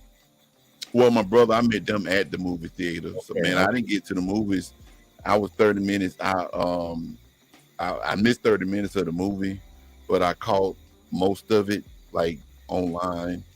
So I put the first part and the second part together. But okay, good. You'd have to buy nachos and chips. Okay. So no, I wasn't gonna do that anyway. Hey Al, do you have Marvel Team Up 24 with Moondog? I want to say I do. My phone's across the room, but I can check when we get offline. Now, there's 2 books in that Marvel Team Up run that is actually more expensive than that White Rabbit, and that's the Mockingbird, because it's the first appearance of Mockingbird, and Marvel Team Up 141, which I don't still understand why that book, because that's the first black the black spot, the symbiote suit with Daredevil on the cover. Yeah, I don't know why that book's so expensive, because there was already 2 appearances of that black suit before that Marvel Team Up, if I'm not mistaken. So, but it is very expensive. That old black suit thing is starting to piss me off, man. I don't even understand what's going on. yeah, they milking that. They milking that for Mine, bro. Don't get every nickel they can out of that black suit. You know, this the first black suit. No, this the first black suit. No, this the first. I'm like, come on, man. Yeah. All right, well, fellas, what an awesome show tonight. We almost at the 4-hour mark. We close to get to the record. I think we was almost there. But outstanding show tonight, gentlemen. Great topic. This one that'll probably get rewinded back over and over. Al, go ahead, brother. No, I just threw a thumbs up. Oh, thumbs up. Oh, I thought you were throwing your hand up. Man, I done talked enough tonight. yeah.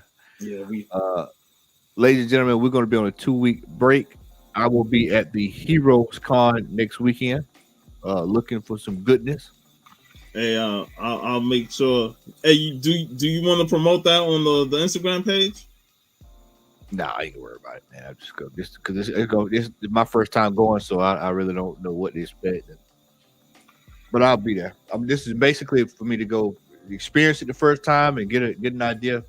I'm pretty sure. Trust me, everybody says one of the best cons. Yeah. Heroes Con. If anything, I'll probably cut a live. I might cut a live video at the con on Friday. I'm sitting here looking at Amanda New Year's. Almost got knocked out this year. So if you can link up with Simply Incredible, that'd be awesome too. Yeah. All right. Well, with that, ladies and gentlemen, before we sign off, I just want. Yesterday, me and VV we talked 300 classic. I was in the chat for that, man. We had a great time talking that film. Next week, me and VV will talk Pain and Gain. Mark Wahlberg and The Rock. You went back there, boy. Sure did. I forgot that movie was even out. Michael Bay. So all that's right. what we're talking next week. All right. Well, we'll be back in 2 weeks, ladies and gentlemen. Make sure you all have a wonderful weekend. Thanks. Make sure you like, share, and subscribe. And y'all make sure y'all donate to the cause for Chris and his tabernacle. Y'all have a good night.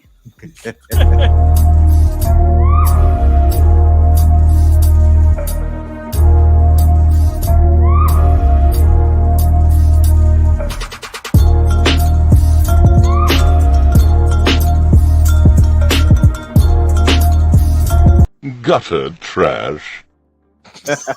You be still alive. I know we still alive. I did it on purpose. We out here for real, y'all. Oh man. Please have a good night.